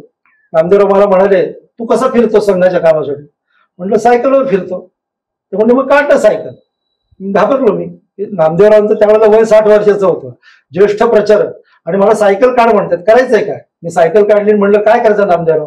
काही नाही, मला डबल सीट घेऊन जायचं म्हणले तू त्याच्यावरती. आणि डबल सीट घेऊन जाताना तो 2 किलोमीटरचा प्रवास नामदेवरावांनी, झालेली असुविधा, काही गाडी मिळाली नाही, कार्यक्रमाला वेळेवरती पोहोचायचंय म्हणून आपण आता ह्या व्यवस्थेतनं निघालो, असा कोणताही राग नाही, कोणताही हे संताप नाही. अतिशय प्रेमानं ते 2 किलोमीटर त्यांनी मला भारतीय मजदूर संघाचं काम कसं देशभरामध्ये चाललं, अशा प्रकारचे अभ्यास वर्ग कसे होतात, मी अभ्यास वर्गाची तयारी कशी केलेली आहे, असं एक प्रकारचं माझ्यासारख्या छोट्या प्रचारकाला शिकवणुकीचं काम त्यांनी केलं. आपला एक तो आदर्श वस्तुपाठच होता. म्हणून ती घटना आज 30 वर्षानंतर सुद्धा माझ्या मनावरती कोरली गेली की प्रचारकांचं काम म्हणजे काय, आपल्या बरोबरीच्या कार्यकर्त्याला, तो गृहस्थी कार्यकर्ता असेल, प्रचारक असेल, त्याला आपल्या व्यवहारातनं सहजपणे संघानुकूल घडवणं, मातृभूमीच्या कामासाठी रद्द करणं, काम करायला लावणं आणि आपला अभिनिवेश कुठेही न ठेवणं, असं म्हणजे प्रचारक. अशी यंत्रणा संघामध्ये सुरुवातीच्या कालावधीपासून 42 सालापासून कार्यरत आहे. त्यांच्या अथक परिश्रमांनी संघाचं काम देशभरामध्ये सर्व कानाकोपऱ्यामध्ये विस्तारलं गेलं, ही वस्तुस्थिती आहे. समरसतेचा जो प्रश्न आहे ना, तो कसं आहे की फार दिलीपरावांनी फार सुंदर सांगितलं की ती कोणाच्या मनामध्ये विषमता असते, तर पण ती विषमता दूर करत, ही दरी दूर करत काम वाढवणं तसं अवघड आहे. आणि ते सगळं ढवळून काढत असताना काय नेमकं केलं जातं, कशा पद्धतीने ही समरसता रुजवण्यासाठीचे प्रयत्न होतात, त्याची आखणी कशी असते? समरसता मंचाचं काम करत असताना मुळात मी विद्यार्थी परिषदेचा कार्यकर्ता. हो.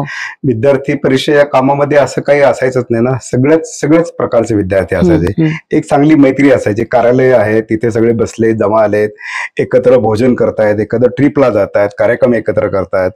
मला विद्यार्थी परिषद या कामातून एक वैशिष्ट्य वाटलं की विद्यार्थी परिषदेचं एक घोषवाक्य की विद्यार्थी आजचा नागरिक नाही, तो उद्याचा नागरिक आहे. उद्याचा नागरिक जरी असला तरी त्यांनी भविष्याचा विचार करताना सुद्धा आपल्या देशाचा विचार करत असताना आपल्याला या सगळ्या कामामध्ये वेळ द्यायचा आहे. आणि असं असताना मग आपल्याला सगळ्या प्रकारचे विद्यार्थी त्यावेळेला होते विद्यार्थी परिषद या कामामध्ये. आणि मी एकमेकांच्या घरी जायचो. मी एका वस्तीतून आलेलो, पण माझ्याही घरी यायला लागले लोक. आता ते सगळे बरेचसे जण विद्यार्थी परिषद कामात सुरुवातीच्या काळाला सवर्ण होते, जास्त हे होते, आणि ते सगळे घरी यायचे. पण घरी इतकं वातावरण असायचं की आईला वाटायचं की हा पोरगा जातो कुठे, कुठली लोक मुलं येत आहेत आणि ते चांगलं बोलतायत, आत्मीयतेने बोलतायत, मावशी नमस्कार करतायत, बोलतायत. तर हा जो जिव्हाळा आहे ना, तो अनुभवला. आणि त्या अनुभवातून आहे ना, इथे जातीपातीला स्थानच नाही. कारण ते घरी येतात, माझ्याबरोबर जेवतात, आईला म्हणतात तुम्ही मावशी हे करा. आणि हे जे जिव्हाळ्याचं वातावरण आहे ना, ते अनुभवल्यामुळे कुठेही ते हाच राहिलं नाही, बंधनच राहिली नाही, जातीची बंधन राहिली नाही. आणि विद्यार्थी परिषद काम करत असताना सगळ्यात मला जे जाणवलं, मी या ठिकाणी जसं सेवा करायचा उल्लेख झाला, या ठिकाणी शिरोळपराट म्हणून वस्ती आहे, त्यामध्ये विद्यार्थी परिषद काम करत असताना पहिल्यांदा काम करायचं वस्तीवर काम करायचं. वस्ती म्हणजे पोटा पाण्यासाठी आलेले लोक आहेत, ते झोपडपट्टीनं म्हणतात वस्ती म्हणायचे. अशा वस्तीतल्या लोकांमध्ये जाऊन काम करायचं. तर त्या ठिकाणी संध्याकाळी 6 ते 7 असा वर्ग चालायचा, अभ्यासिका चालायची. आणि मग विद्यार्थी परिषद कार्यकर्त्यांनी ठरवलं की तू या अभ्यासिकेवर जायचं. आणि मग त्या अभ्यासिकेवर जाताना, आता मी पण वस्तीत राहिलो असल्यामुळे मला त्या वस्तीची तशी ओळख नव्हती, पण वस्तीत साधारण तसंच काम असतं, अस्वच्छता असते आणि भांडणं चालू असतात, मोठमोठ्या रेडिओ चालू होते.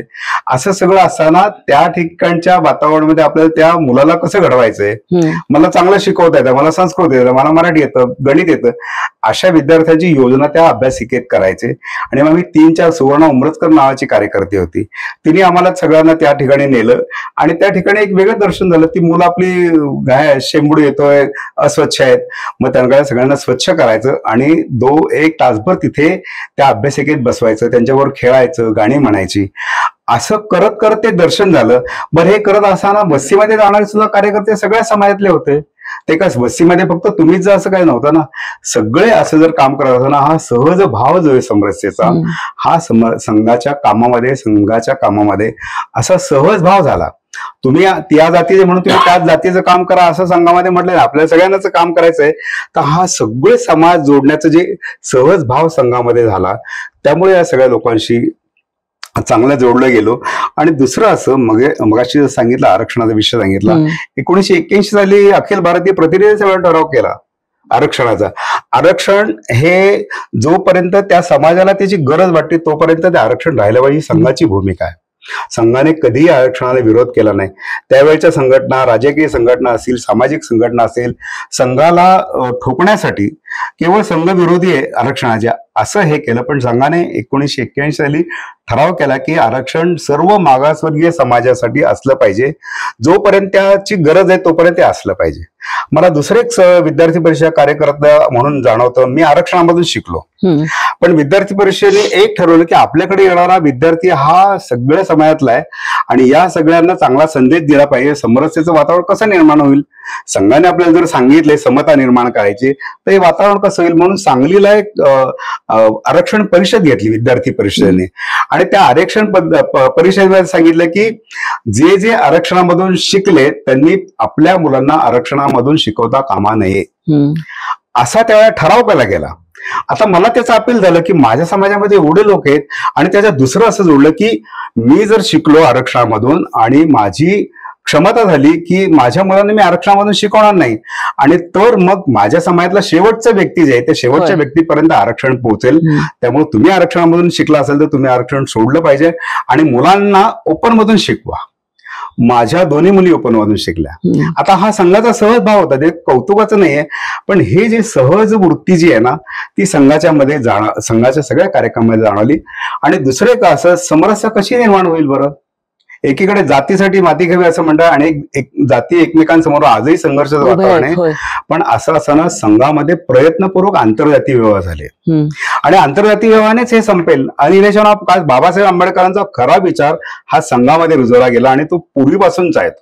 बंधुता आहेच आहे, पण आंतरजातीय विवाहाने दोन समाज एकत्र येतील आणि दोन समाज एकत्र आले तर आपोआप आहे ना त्यांच्यातल्या जातीच्या भिंती संपतील आणि एकच समरस समाजाचं दर्शन हे संघामध्ये आहे. माझा जो आंतरजातीय विवाह झालेला आहे, माझ्या मुलींचे आंतरजातीय विवाह झालेले आहेत. त्यामुळे असं वातावरण ते सहज संघामध्ये, आणि कितीतरी उदाहरणं आहेत अशी आहेत, कितीतरी उदाहरणं आहेत की अशा प्रकारच्या आंतरजातीय विवाह आणि आरक्षणाचा विषय हा संघाने गेला. मला आणखीन अलीकडच्या काळातली आत्ताचीच भूमी आठवते संघाची, मला खूप वैशिष्ट्य वाटतं दिलीपरावांना मी सांगेन ते की जातीगत जनगणना करा असा हे आहे. तर पूर्वी इंग्रजांच्या 1832-33 पासून इंग्रजांनी जातीनिहाय जनगणना केली, नंतरच्या काळातही केली, पण ह्या जातीनिहाय जनगणनेचा दुरुपयोग त्यावेळेच्या इंग्रजांनी केला आणि जातीमध्ये संघर्ष निर्माण केला. आणि ते संघर्ष निर्माण केले हे जातीनिहाय जनगणनेचा त्यांनी असा विचित्र वापर केला. काँग्रेसने सुद्धा तेच केलं. काँग्रेसने जातीनिहाय जनगणना केली आणि ज्या ठिकाणी आपल्याला कमी हे मिळत आहे त्या ठिकाणी त्यांनी विरोध केला आणि जाती जनगणना 2011 सुरू झाली, पण ते सगळे अहवाल दडपून ठेवले. आज ज्या वेळेला विरोधी पक्षनेता लोकसभेतला म्हणतो की जातीनिहाय जनगणना व्हायला पाहिजे, संघाच्या कार्यकर्त्यांना आमचे अखिल भारतीय सहकार हुवे शेषागदीजी त्यांनाही प्रश्न विचारला की जातीय जनगणना व्हायचा संघाची काय भूमिका, तर त्यांनी सांगितले की जातीनिहाय जनगणनेला संघाचा पाठिंबा आहे. हे अतिशय महत्वाचं आहे की जातीनिहाय जनगणना झाली की किती जाती आहेत महाराष्ट्रामध्ये, देशामध्ये, आणि ज्या जातींपर्यंत विकास पोहोचला नाही त्या जातींपर्यंत विकास पोहोचेल अशी भूमी संघाची आहे. आणि ती भूमिका काय, कारण आता केंद्र शासनामध्ये संघाचे स्वयंसेवक आहेत, राज्य शासनामध्ये आहेत, आणि ज्या ज्या जातींपर्यंत विकास पोहोचला नाही तर हे सरकार त्या जातींपर्यंत विकास पोहोचवतील आणि जी जात अजूनही मागास आहे, अजूनही पिछडी आहे, अजूनही वंचित आहे, त्या जातीपर्यंत विकास पोहोचला पाहिजे, हे उदात्त ध्येय संघाचं आहे.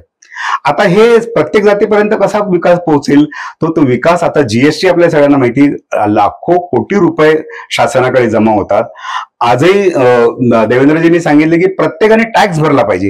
ही टॅक्स देणाऱ्यांची जर संख्या वाढली तर आणखीन महसूल शासनाकडे जमा होऊ शकतो आणि ज्या ज्या जातीपर्यंत विकास पोहोचला नाही त्या त्या जातीपर्यंत विकास पोहोचवण्याचा एक महसूल तयार होईल आणि त्यातून ह्या जाती संपल्या जातील.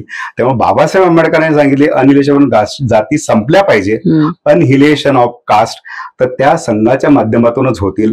आणि त्यामुळे मला संघाच्या या सगळ्या भूमिकेबद्दल इतकं सकारात्मकता वाटतं की हे सगळे समाज जर जोडायचे असतील तर या सगळ्या गोष्टी आपल्याला कराव्या लागतील आणि ते संघ करतोय आणि उदात्त भावनेने करतोय.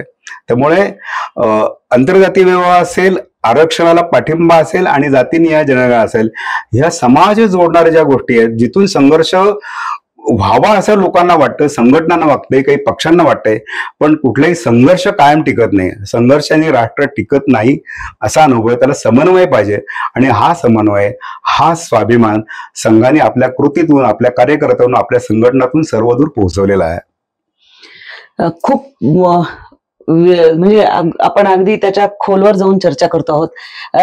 दिलीपराव, एक असं आहे की लोकांना जे प्रश्न पडतात मनामध्ये ते काही प्रश्न विचारले पाहिजेत आणि त्याबद्दलचं थोडं की एक म्हणजे प्रेरणा कुठून मिळते, लोक कुठून जमा होतात, संघटन कसं उभं राहतं, सेवा कार्य कसं उभं राहतं, हे सगळं आहे. पण काही काही बाबतीमध्ये लोकांना असं वाटतं की एक ध्वजाबद्दलचा प्रश्न होतो, नंतर दुसरा की याला निधी येतो कुठून, कारण खूप ठिकाणी असं वाटतं की बऱ्याच ठिकाणी डोनेशनचे चेक्स घ्या, हे घ्या, ते घ्या, हे काही होत नाही. मग हा निधी उभा कसा राहतो, एवढी मोठी मोठी कार्य आज उभी राहिलेली आहेत, ते एक वाटत असतं. आणि म्हणजे काही महत्वाचे जे निर्णय होतात, जसं गणवेश बदलला आता, तर असे निर्णय कसे घेतले जातात, अशी सगळी कुतूहल लोकांच्या मनामध्ये कुतूहलही असतात. संघ कार्यपद्धतीची वैशिष्ट्य म्हणून या विषयांकडे बघता येईल. होय, आणि ती संघाने विकसित केलेली आहे. बरोबर. मी मगाशी म्हटलं तसं डॉक्टरांच्या काळात काही रूढ झालेली आहे आणि काही नंतरच्या काळात ती उलगडत गेलेली आहे. अनफोल्डमेंट आम्ही म्हणतो त्याला. गुरुदक्षिणा हा त्यातला एक पहिला आणि भगवा ध्वज, हे दोन विषय आपण जर बघितले तर डॉक्टरांच्या काळातच हा विषय सुरू झालेला आहे. डॉक्टर हेडगेवारांच्या काळात, की संघात कोणी गुरु नाही. गुरुपौर्णिमेच्या दिवशी त्यांनी जे सांगितलं की संघात कोणी गुरु नाही, व्यक्ती गुरु नाही, भगवा ध्वज गुरु आहे. कारण आपलं हे व्यक्तिनिरपेक्ष कार्य आहे. कारण व्यक्ती ही कायम एक तर पिढ्यानपिढ्या प्रेरणादायक राहू शकत नाही आणि एवढ्या मोठ्या देशात ती सर्व भौगोलिक क्षेत्राला पण व्यापू शकणार नाही. आणि त्यामुळे आणि त्याच्यात काही दोष असतातच व्यक्ती म्हणून तो भगवा ध्वज गुरु हा त्यातला मुख्य संदेश आहे आणि ते आज ताब्यात सुरू आहे. आणि भगवा ध्वज लावून शाखा करणं एका अर्थाने त्या गुरुच्या सान्निध्यात ती शाखा आहे 1 तासाची, असाही त्याचा एक संस्काराचा पण एक भाग आहे. त्यामुळे भगवा ध्वज गुरु हा त्यातला भाग आहे. दुसरा आहे तो गुरुदक्षिणा. हे संघाचं संघटन जे चालेल ते स्वयंसेवकांनी दिलेल्या निधीवर चालेल. ते बाहेरच्या कुठल्याही एजन्सी म्हणजे इंडस्ट्री नाही, व्यापारी नाही, डोनर नाही, कोणी देऊन ते चालणार नाही, हे डॉक्टरांनीच नक्की करून ठेवलंय आणि त्याच पद्धतीने आजही सुरू आहे. आपण आता कार्यालयात बसलो आहोत पण याचा ट्रस्ट आहे, याला ट्रस्टला डोनेशन घेता येतात, त्याला पावती पुस्तक आहे. पण संघाचा जो सगळा आर्थिक खर्च चालतो, संघ अधिकाऱ्यांचे प्रवास, बाकी संघाच्या बैठका, प्रशिक्षण वर्ग, याचा सर्व खर्च हा या गुरुदक्षिणेतून होतो. आणि संघाचे स्वयंसेवक समर्पण भावनेनं आपला वर्षभरातला जास्तीत जास्त वाटा गुरुदक्षिणेला कसा जाईल यासाठी दक्ष असतात.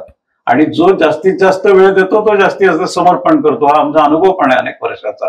न सांगता करतो तो लहानपणी झालेला संस्कार इतका दृढ होत जातो की त्याची गुरुदक्षिणा प्रत्येक वर्षी वाढत पण गेलेली दिसते.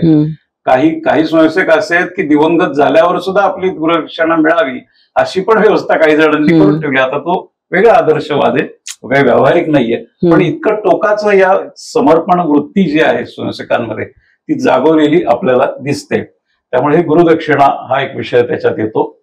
अशा कार्यपद्धतीची ही वैशिष्ट्य काही पक्की केलेली आहेत आणि ती स्थिर पण आहेत. आणि त्याच्यात नवीन डायमेन्शन आले, तुम्ही म्हणतात तसा गणवेश बदल आहे. तर तो गणवेश बदल हा सुद्धा जवळजवळ हा 3रा टप्पा आहे गणवेश बदलाचा. डॉक्टरांच्या काळात होती ती हाफ पॅन्ट होती, त्याला पूर्वीचे पोलीस जसे पट्ट्या तसे पट्ट्या गुंडाळल्या जायच्या, बूट वेगळे होते. आणि मग त्याच्यानंतर साधे सॉक्स आले आणि हाफ पॅन्ट राहिली. 2016च्या प्रतिनिधी सभेमध्ये याच्यात बदल झाला आणि 2016च्या याच्यात ती पूर्ण चड्डी, त्याला विजार म्हणतात, फुल पॅन्ट अशी ती झाली. आता त्यात सुद्धा जवळजवळ 7-8 वर्ष त्याचा विचार चालू होतं. हे करायचं नाही, त्याच्यावर मतांतर होते, देशभरच्या कार्यकर्त्यांचं एकमत होणं. मी मगाशी सांगितलं तसं अपेक्स बॉडी प्रतिनिधी सभा आहे त्याच्यावर चर्चा होणं, असं सगळं झालंय. नंतर हा जो पट्टा होता तो चामड्याचा होता, तो बदलला कारण त्याच्यातनं पुन्हा हिंसा हा विषय होतो म्हणून तो आता वेगळा केलाय नावलांचा. असे छोटे छोटे सूक्ष्म बदल पण त्याच्यात आहे. पण हे सगळे प्रतिनिधी सभेमध्ये चर्चा होऊन ते होतात आणि प्रतिनिधी सभा ही सर्व स्वयंसेवकांचं देशभराचं प्रतिनिधित्व करणारी एक अपेक्स बॉडी, निर्वाचित प्रतिनिधी तिथे येतात आणि ते करतात. त्यामुळे संघाच्या एकूण कार्यपद्धतीमध्ये जे काही बदल असतील मूलभूत ते तिथे होतात. म्हणजे समजा आता पर्यावरण गतिविधी अशी आमची वाढली, त्या वर्षी मी त्या प्रतिनिधी सभेत हजर होतो तेव्हा दत्तात्रयजी सहकार्य होते, त्यांनी विचारलं की आता एक नवीन गतिविधी आम्ही वाढवतोय, चालेल ना तुम्हाला? कारण त्याच्यावर म्हणलं चालेल, पण कारण तुम्हाला प्रत्येक वर्षी पुन्हा याचं वृत्त द्यावं लागेल म्हणाले. वृत्त द्यायचं म्हणजे सगळं गोळा करावं लागतं ना आकडेवारी, ते कार्यकर्त्यांपुढे ते मोठं आव्हान असतं. पण असं जे होतं ते सुद्धा तिथे सर्वांच्या विचारविनिमयाने होतं की आपण का सुरू करतो हा विषय. मी मगाशी म्हणण्याचा प्रचार विभाग सुरू झाला, संपर्क विभाग सुरू झाला, हे सुद्धा त्यातनं सुरू झालेले आहेत, ठराव करून झालेले आहेत. ही संघाची एक लोकतांत्रिक व्यवस्था आहे. निर्णय एकमताने होतात हे नक्की आहे. म्हणजे मतमतांतर तिथे व्यक्त केली जातात, निर्णय होतो तो एकमताने होतो आणि त्याची कार्यवाही 100% सगळेजण त्या स्पिरिटने करतात. हे संघाचं वैशिष्ट्य आहे निर्णय पद्धतीचं. आणि ही निर्णय पद्धती केवळ वर नाही, ही शाखा कार्यपद्धतीपासून विकसित झाली आहे. कारण हा स्वभाव बनला तर तो प्रतिनिधी सभेत व्यक्त होईल आणि मान्य करेल ना. त्यामुळे छोट्या शाखेतनं हे युनिट घडत जातं. हे विलोभनीय, म्हणजे हे कार्यपद्धतीच विलोभनीय आहे. आणि असं सगळं होत असताना 100 वर्ष जेव्हा पूर्ण होतात तेव्हा एक असं काहीतरी वेगळं देदीप्यमान मोठं समारोह होईल असं सगळ्यांचं एक ओहरा असतो किंवा असं वाटत असतं. पण त्यावेळी संघाने गेलेला विचार अगदीच वेगळा आहे. आता पंचपरिवर्तन या वर्षभरामध्ये हाती घ्यायचं असं ठरलंय. तर या पंचपरिवर्तनाबद्दल तुम्ही काय सांगाल? कारण हे पंचपरिवर्तनाचे विषय जर आपण बघितले तर ते तसे आज समाज किंवा सगळं जग ज्या ठिकाणी उभं आहे त्या सगळ्यांच्या दृष्टीने कळीचे मुद्दे आहेत. संघाची ही जी 100 वर्षाची यात्रा चालू आहे समाज संघटनेची, त्याच्यामध्ये समाजामध्ये संघटन उभं नाही करायचं तर समाजाचं संघटन करायचं. मग समाजामध्ये संघटन उभं करायचं तर अशी संस्था आपला समारोह करेल. पण समाजाचं संघटन करायचं तो असा समारोह होणार नाही. तर समाजामधले दोष कसे दूर होतील असा सतत जो विचार चालू आहे आणि परमवैभवाकडे जायचं, देशाला परमवैभवाकडे घेऊन जायचं, संघाचं हे मुख्य ध्येय आहे. हे करत असताना समाजाला व्यापणाऱ्या अनेक गोष्टींमध्ये अजूनही काम करण्याची आवश्यकता दिसून येते. म्हणून मग या शताब्दी वर्षामध्ये संघाच्या स्वयंसेवकांनी अधिकाऱ्यांनी एकत्रित बसून विचार केला की समाजाला व्यापणाऱ्या अशा 5 गोष्टींवरती आपण परिवर्तनाच्या दृष्टीने विचार करूया. म्हणून या शताब्दी वर्ष साजरं करत असताना मूलभूत काम करण्यासाठी याच्यामध्ये परिवर्तन झालं तर समाज जीवन सुखी होईल आणि संघटनेच्या कामाला बळ मिळेल असे 5 विषय निवडले. ते परिवर्तनाचे 5 बिंदू आहेत. कुटुंब प्रबोधन, दुसरा मुद्दा आहे सामाजिक समरसतेचा मुद्दा आहे, तिसरा आहे पर्यावरणाचा विषय, चौथा बिंदू जो घेतलाय तो स्वबोधाचा विषय आहे, आणि 5वा जो ज्याच्यावरती परिवर्तनाची आस लागल्यामुळे काम करायचं वाटतंय ते नागरी कर्तव्य पालनाचं. असे 5 मूलभूत काम करायचे ज्याच्यामध्ये म्हटलं तर समस्या आहे, आव्हानं आहेत, ज्याच्यावरती काम केलं तर खरं परिवर्तन झालं तर समाज जीवन सुखी होणार आणि जे संघटनेचं काम आहे ते वाढणार. म्हणून हे 5 विषय घेतले. कुटुंब प्रबोधनाचा विषय घेतला तर कुटुंबावरती जो आपल्या भारतीय संस्कृतीमध्ये हिंदू संस्कृतीमधला एक महत्वाचा घटक आहे. कुटुंब टिकलं तर देश टिकणार, कुटुंब तुटलं तर देश तुटणार. अमेरिकेचं उदाहरण आता सगळ्यांच्या समोर घ्यायला लागलंय की अमेरिकेमध्ये काय केलं तर पहिल्यांदा घर फोडलं, स्वयंपाकघर फोडलं आणि कुटुंब व्यवस्था उद्ध्वस्त झाली, देश उद्ध्वस्त होईल असं अमेरिकेचा अभ्यास करणाऱ्या अभ्यासकांचं मत आहे. ते आता सगळ्या जगासमोर मांडायला लागलं. तर कुटुंब हा आपल्या सगळ्या समाज धारणेचा मुख्य घटक आहे. कुटुंबावरती घाला येत चालला. मग तो सांस्कृतिक आक्रमण आहे, संध्याकाळच्या टीव्हीवरच्या मालिका पाहिजे, तो कुटुंबावरचा एक प्रकारचा घाला आहे. आर्थिक आक्रमण आहे, कुटुंबातल्या तरुण कार्यकर्त्यांची मनस्थिती मोठं संकट आहे. तर ह्याच्यावरती काहीतरी काम करायला पाहिजे. म्हणून कुटुंब प्रबोधन खूप तात्विक विषय न म्हणता छोटे छोटे उपाययोजना कराव्या. म्हणजे रोज कुटुंबातल्या सगळ्या सदस्यांनी, घरातल्या सगळ्या परिवारजनांनी रोज एकत्र बसावं, अनौपचारिक गप्पा माराव्यात, बोलावं, आनंदाचे विषय, त्रासाचे विषय, दुःखाचे विषय एकमेकांना शेअर करावेत. एखादी आपल्या घरातली कुटुंबाची ती चालीरीती आहे त्याची माहिती तरुण पिढीला करून द्यावी. कुटुंबाचा व्यवसाय आहे त्याची माहिती करून द्यावी. करिअर या एका भ्रामक ह्याच्यामध्ये तरुण पिढी हेच चाललेली आहे. कुटुंबामध्ये बसल्यानंतर याच्याविषयीचं तरुणांचं मन चांगलं करावं, पुढच्या पिढीचं मन चांगलं करावं आणि कुटुंब सावरावं. आपलं कुटुंब आपणच सावरायचं हा संदेश आपल्याही कुटुंबात द्यावा आणि स्वयंसेवकांनी अन्य कुटुंबामध्ये पण जाऊन सांगावा. अशा पातळीवरती छोटे छोटे उपक्रम देऊन कुटुंब प्रबोधनाचं काम करणं या गरजेवरती आता परिवर्तनाचा बिंदू म्हणून काम करायचं. पर्यावरणाचा विषय केला तर पर्यावरणाची समस्या, ग्लोबल वॉर्मिंग पासून झाडं लावण्यापर्यंत अनेक समस्यांनी पर्यावरण दूषित झालेले. आपल्या भारतीय संस्कृतीमधलं आप, तेज, वायू, आकाश, पृथ्वी ही पंचमहाभूत यांचं आज शोषण चाललंय.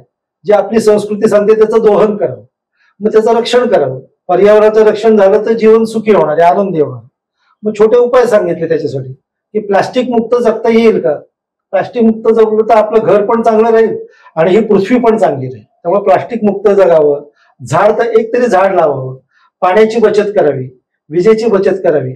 अशा अर्थानं पर्यावरण पूरक आपलं घर होईल, आपलं जगणं होईल.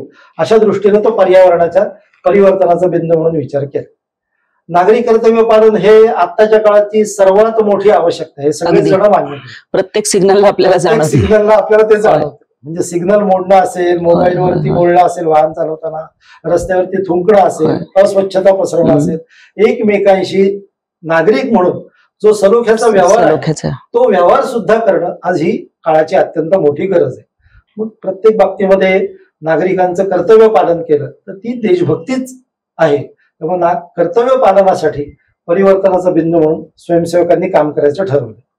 स्वबोधाच्या विषयामध्ये आपला विचार, मग स्वभाषा असेल, स्वदेश असेल, स्वतःचं शिक्षण असेल, भारतीय शिक्षण असेल, आपले उद्योगधंदे असतील, आपली परिवाराची कल्पना असेल, असा जो भारताचा जो आत्मा आहे, स्वतःचा विचार.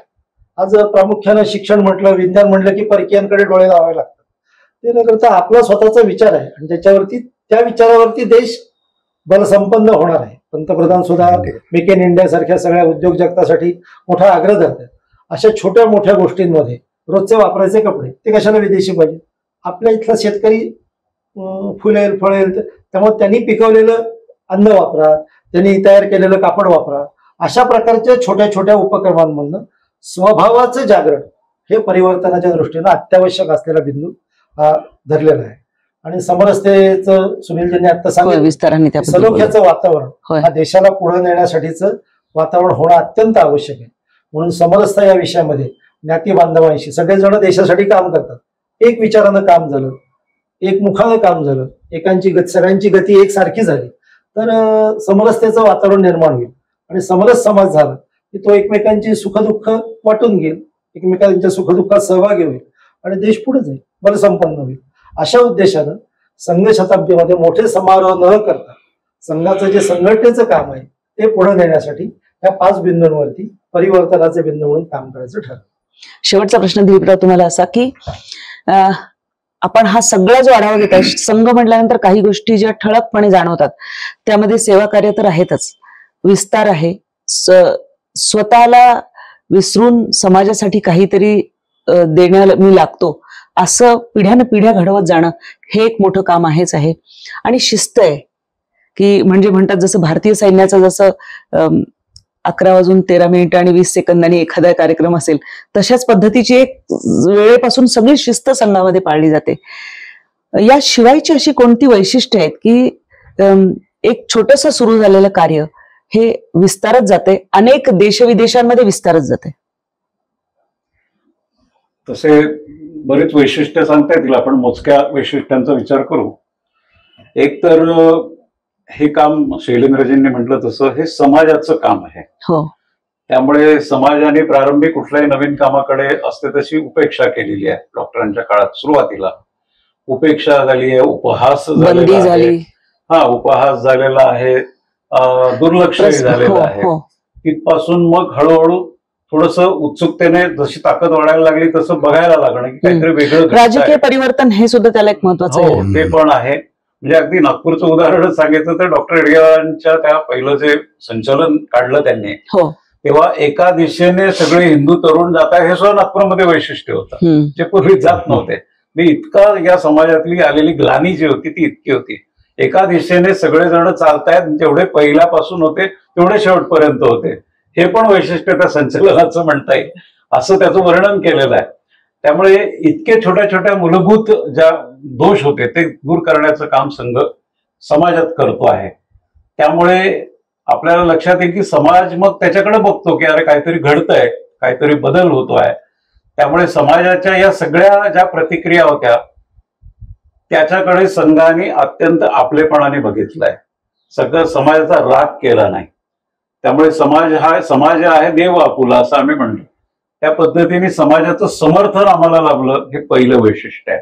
आणि त्याचं समाजाचं कधीही राग संघ कार्यकर्त्यांनी करायचा आहे नसतो, कारण संघात समाजालाच एकत्र करायचंय. त्याच्यावर रागवून कसं चालेल, त्याचे दोष हे त्याला कळणार नाहीत. ते जाणून देण्यासाठी आपल्याला काम करावं लागेल, रागवता येणार नाही. पण समाजाने पण संघाला भरपूर समर्थन दिलेलं आहे. या सगळ्या स्टेजेस मधून समाजाने संघाकडे बघितलंय. तुम्ही म्हटलं तसा विरोधही झालाय, दडपून टाकण्याचं पण काम केलंय. त्यातने संघ अग्निदिव्यांनी उजळून निघालेला. त्यामुळे समाजाचं समर्थन हा त्यातला एक भाग. आता तो सहयोगाच्या पातळीवर आलेला आहे, तो बरोबरीने मदत करायला पण पुढे आलेला आहे. आता समाज थेट संघाच्या बरोबर काही ना काही काम करण्याच्या मनस्थितीत आहे. हे पहिलं वैशिष्ट्य आहे. आणि या संघाने मिळवलेलं एका अर्थाने समाजाचं विश्वास आहे. दुसरा त्याच्यातला मुद्दा म्हणता येईल तो आहे नेतृत्वाचा. संघाचं नेतृत्व म्हणजे केवळ सरसंघचालक नाही तर सामूहिक लिडरशिप म्हणजे आहे त्याच्यात. त्यामुळे सामुदायिक नेतृत्व असतं. त्यामुळे ही जी सगळे अखिल भारतीय कार्यकर्ते किंवा सर्व स्तरावरचे कार्यकर्ते फिरत असतात, प्रवास करत असतात, सातत्याने प्रवास करणं हे पहिलं काम आहे संघाच्या कार्यकर्त्याचं. त्याचं कारण सामाजिक राजकीय परिस्थितीचं आकलन करणं, समाजाचं मनात काय चाललंय ती स्पंदनं ओळखणं, त्याच वेळेस स्वयंसेवकांच्या मनात काय म्हटलंय संघटना म्हणून तेही निरीक्षण करणं, अशा सगळ्याचा संवाद करून मग काही ना काही निष्कर्षाप्रत येणं आणि देशाला दिशा देणं. म्हणजे आमचे बऱ्याचशे प्रतिनिधी सभेचे वर्षभरात होणारे 2-3 प्रस्ताव किंवा विजयादशमीचं सरसंघचालकांचं संबोधन याच्यात हे सगळं प्रतिबिंबित होतं. या सगळ्या प्रवासाचं जे सार असतं त्याच्यातनं दिशा असते की काय विचार केला पाहिजे समाजाने, देशाने, सरकारने. हे सगळं त्याला म्हणून या लिडरशिप नेतृत्वाचं एक मोठं म्हणजे हे नेतृत्व असं मिळत गेलं हे पण कौतुकाची गोष्ट आहे, कारण ती विकसित होण्याची पद्धत आहे. तिसरं त्याचं वैशिष्ट्य म्हणता येईल ते देवदुर्लभ कार्यकर्ते असं त्याचं वर्णन केलेलं आहे की हे कार्यकर्ते इतके देवदुर्लभच आहेत. ते इतक्या निरपेक्ष पद्धतीने काम करतात. तुम्ही म्हटलं तसं ते स्वतःचा विचार न करता झोकून देतात. काही जण पूर्ण वेळ करतात, काही जण आयुष्य देऊन टाकतात. गृहस्थी कार्यकर्ता असतो तो सुद्धा रोज 4 तास 5 तास काम करतो, स्वतःच्या कुटुंबाकडे, व्यवसायाकडे प्रसंगी दुर्लक्ष करून, आणि प्रचंड कष्ट या सगळ्याच्यात तो घेत असतो. असे कार्यकर्ते हे वैभव आहे संघाचं. आणि असे सहस्त्रावरती कार्यकर्ते आज जवळजवळ 5 पिढ्या खपलेल्या आहेत. त्याशिवाय संघ 100 वर्षापर्यंत आलेला नाही. त्यामुळे देवदुर्लभ कार्यकर्ते हे आहेत. त्याच्यातला पुढचा विषय संघ स्वतःला बदलत गेला आवश्यकतेप्रमाणे, काळानुक्रमे.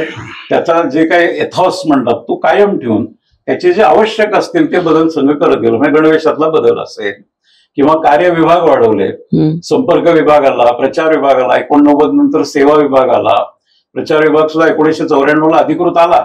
म्हणजे स्वयंसेवकांनी वृत्तपत्र काढलेली होती, साप्ताहिक पत्रिका काढल्या होत्या, प्रकाशनं काढलेली होती, पण अधिकृत कार्यविभाग म्हणून प्रचार विभाग आला. म्हणजे मीडिया रिलेशन्स असं त्याचं नाव आहे त्या प्रचार विभागाचं. तो कार्यविभाग जोडला गेला की आता आवश्यकता आहे, कारण मीडियाचा खूप मोठा विस्तार झाली आणि अशा वेळेस तुम्हाला जनसंघटना म्हणून मीडियाशी रिलेशन्स ठेवणं आवश्यक आहे.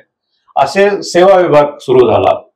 असे विविध विषय जे कार्यविभाग म्हणून वाढवले, म्हणजे खाते म्हणतात, असे कार्यविभाग वाढत गेले. आता तर गतिविधी म्हणून आलेले सगळे विषय समाजाच्या सहभागाचे विषय, म्हणजे ज्याच्यात गोसेवा आहे, कुटुंब प्रबोधन आहे, पर्यावरण आहे, समरसता आहे, ग्रामविकास आहे. हे सगळे विषय समाजाच्या सहभागाने पूर्ण करायचे. संघाच्या स्वयंसेवकांनी प्रसंगी समाजाने लीड करायचं आहे, कारण समाजातले काही घटक या विषयात काम करतच असतं. तेच आमचे लीडर, आम्ही त्यांच्या मागे जायचं असं जिल्हा कार्यकर्त्यांना सांगितलेलं आहे. आपण वेगळं नाही काम उभं करायचं. अशा विषयात जे काम करत असतील त्यांना बरोबर समर्थन द्यायचं. इतकी संघाची लवचिकता आहे आणि त्यामुळे संघ समाजाच्या बरोबर जातो आणि समाजातले त्या वेळचे जे राष्ट्रीय विषय आहेत त्याला संघ बरोबर स्पर्श करतो. मग तो आणीबाणीचा विषय असेल, नाहीतर राम जन्मभूमीचा विषय असेल, इकडं असेल तर महाराष्ट्रात नामांतर किंवा रिडल्सच्या आंदोलनाचा विषय असेल. या सगळ्या याच्यात संघाने समाजाच्या हिताची भूमिका आहे ती घेतलेली आहे आणि समाजाने त्याला साथ दिलेली आहे. हे पण विशेष आहे. त्यामुळे हे एक वैशिष्ट्य म्हणता येईल. आणि हे सगळं आता जे होत आहे, आता समाजात आलाय तो असा समर्थनाच्या टप्प्यात आलाय. तुम्ही मगाशी म्हटले की राजकीय अनुकूलता हा एक त्याच्यातला टप्पा आलाय 2014 नंतरचा. त्यामुळे समाजाचाही बघण्याचा दृष्टिकोन बदललाय की काही तर काही मध्यवर्ती शक्ती आता संघ हे मान्य केलंच पाहिजे. म्हणजे त्याचं या संघाच्या शताब्दीच्या वर्णनातले टप्पे माननीय सरकार्यांनी एका भाषणात सांगितले दत्तात्रेयजींनी की 1950 ला संघाला 25 वर्ष पूर्ण झाली तेव्हा आमची नुकतीच बंदी उठलेली होती आणि 75 ला जेव्हा 50 वर्ष पूर्ण झाली तेव्हा आणीबाणी होते, तेव्हा आमच्यावर बंदी होती. पण त्याच्यानंतरचा टप्पा आला, 75 वर्ष पूर्ण झाले तेव्हा एक स्वयंसेवक पंतप्रधान होता अटलजी, आणि आता 100 वर्ष आहे तो दुसरा स्वयंसेवक पंतप्रधान आहे. हा प्रवास आहे 100 वर्षाचा. हे संघ आणि समाजाच्या समर्थनाशिवाय तर हे शक्य नाही आहे. त्यामुळे समाजाचं समर्थन आहे, समाजाचा सहभाग आहे आणि तुम्ही म्हटलं जसं पंचपरिवर्तन शताब्दीच्या निमित्ताने जे दिलंय ते समाजाच्या सहभागाचं दिलंय. हा सहभाग का आवश्यक आहे, तर आम्हाला भारताचं निर्माण जे करायचंय, परमवैभव आम्हाला जे पुन्हा प्राप्त करायचंय, त्यात समाजाची सहभागिता खूप मोठी आहे, ती आम्हाला मिळवायची आहे. आणि केवळ देश परमवैभवाला न्यायचं नाही, तर जगासाठी जी भूमिका आहे भारताची, जी स्वामीजींनी सांगितलं, विवेकानंदांनी, की प्रत्येक नेशनचं काहीतरी मिशन असतं, त्याला दिलेलं आहे मिशन, ते काम करायचं. आपलं मिशन काय, तर आपल्याला व्हॅल्यूज द्यायचे आहेत, जीवन मूल्य द्यायचे, सांस्कृतिक मूल्य द्यायचे. आपल्याला कोणावर राज्य व्यापार हे आपले उद्देश नाहीये. चांगलं राहावं, सर्व देशांनी आपापली आयडेंटिटी सांभाळून आणि सलोख्याने राहावं, हा विचार भारतच देऊ शकतो, बाकी कोणी देऊ शकत नाही. आणि सगळ्यांनी मान्य केलेला आहे की हा विचार भारताकडे आहे. स्वामीजींनी शिकागोला मांडला तो आजही तितकाच तो रिलेव्हंट आहे. आणि त्यासाठी भारताकडे सगळेजण आशेने बघतायत. पण अशा वेळेस भारताचा नागरिक कसा वागतो त्याच्यावर ते अवलंबून आहे. नुसतं थेअरी सांगून होणार नाही, तो स्वतः आचरण करतोय की नाही या सगळ्या विषयाचं, त्याच्यासाठी पंचपरिवर्तन आहे. त्यामुळे आता नागरिकांचा सहभाग मिळवायचा हे सुद्धा मोठं आव्हान आहे, सोपं नाहीये. आपण नागरिक प्रतिसाद देण्याच्या एक थोडंसं मध्ये की आपण सगळ्यांना एकत्र घेणं, संघावरती एक वारंवार जो आक्षेप घेतला जातो तो हिंदू म्हणजे मुस्लिम विरोधी आहे, ख्रिश्चन विरोधी आहे, असा पण एक आक्षेप घेतला जातो. त्याच्यावर विचार होतो का आणि त्यावर काय दिशा ठरते? त्याच्यावर अगदी सरसंघचालकांच्या अलीकडच्या याच्यात 2-3 विधानं आलेली आहेत, किंवा दिल्लीलाही आता व्याख्यानात त्यांनी बोललंय, या देशातला सगळ्यांचा डीएनए एक आहे. मला वाटतं या एका विधानात सगळं आलेलं आहे. आता काही जण ओळख अजून ते विसरलेले आहेत, त्यांना ओळख होईल तेव्हा ते मान्य करतील की ते आहेत. आणि धर्म आणि रिलिजन यातला फरक आहे. हिंदू धर्म आहे, तो रिलिजन नाहीये, तो पोथीनिष्ठ नाहीये, तो एका प्रेषिताला किंवा एका ईश्वराला मानणारा नाही, तो सर्वव्यापी आहे. म्हणजे इथे मूर्तीपूजा न मानणारे सुद्धा हिंदू आहेत, आर्य समाज इथं मूर्तीपूजा मानत. त्यामुळे इतकी व्यापक दृष्टी आहे, त्यात हे सगळे सामावले जातात. त्यांनी स्वतः हे मान्य करायचं का नाही हा विषय आहे. मोहनजींनी सरसंघचालकांचं तर विधानच आहे की आमच्या सगळ्यांचा डीएनए एक आहे. त्याचा अर्थ आमचे पूर्वज एक आहेत, आमचे पूर्वज एक आहेत म्हणजे सगळे एक आहेत. त्यामुळे हिंदू संघटन करणं याचा अर्थ कोणाच्या विरोधात हे पहिलं त्यातलं लॉजिक आहे. हा तर्कदुष्टपणा असतो की तुम्ही हिंदूंचं संघटन केलं याचा अर्थ तुम्ही मुस्लिमांच्या विरोधी, असं काही कारणच नाही. म्हणजे श्री गुरुजींनीच म्हणून ठेवलेलं आहे की या देशात मुसलमान आणि ख्रिश्चन नसते तरी हिंदू संघटन करावं लागलं असतं, कारण हिंदू समाजातले दोष काढण्यासाठी हे संघटन आहे. आणि कोणाच्या विरोधातलं संघटन असं 100 वर्ष मार्गक्रमण करतच नाही, ते लवकर सांगतात. असं जे सद्भावनेने संघटन चालतं तेच टिकतं, त्यामुळे ते टिकलेलं आहे. 100 वर्षाचा एक मोठा आढावा, वेगवेगळे आयामान जे आहेत, वेगवेगळी कार्यपद्धती आहे, त्याला जोडत गेलेली व्याप्ती आहे, या सगळ्यांचा विचार करण्याचा हा प्रयत्न पॉडकास्टच्या मालिकेत जी आपण करतो आहोत त्यामधनं होणार आहे. तुमची काय मतं आहेत, तुम्हाला काय वाटतं हे कमेंट बॉक्समध्ये निश्चितपणे कळवा. चॅनलला सबस्क्राईब करायला विसरू नका. तुर्तास मी या सर्व जे आमचे आजचे पॉडकास्टवरचे मान्यवर अतिथी आहेत त्यांच्यासह आपली रजा घेते. धन्यवाद. धन्यवाद.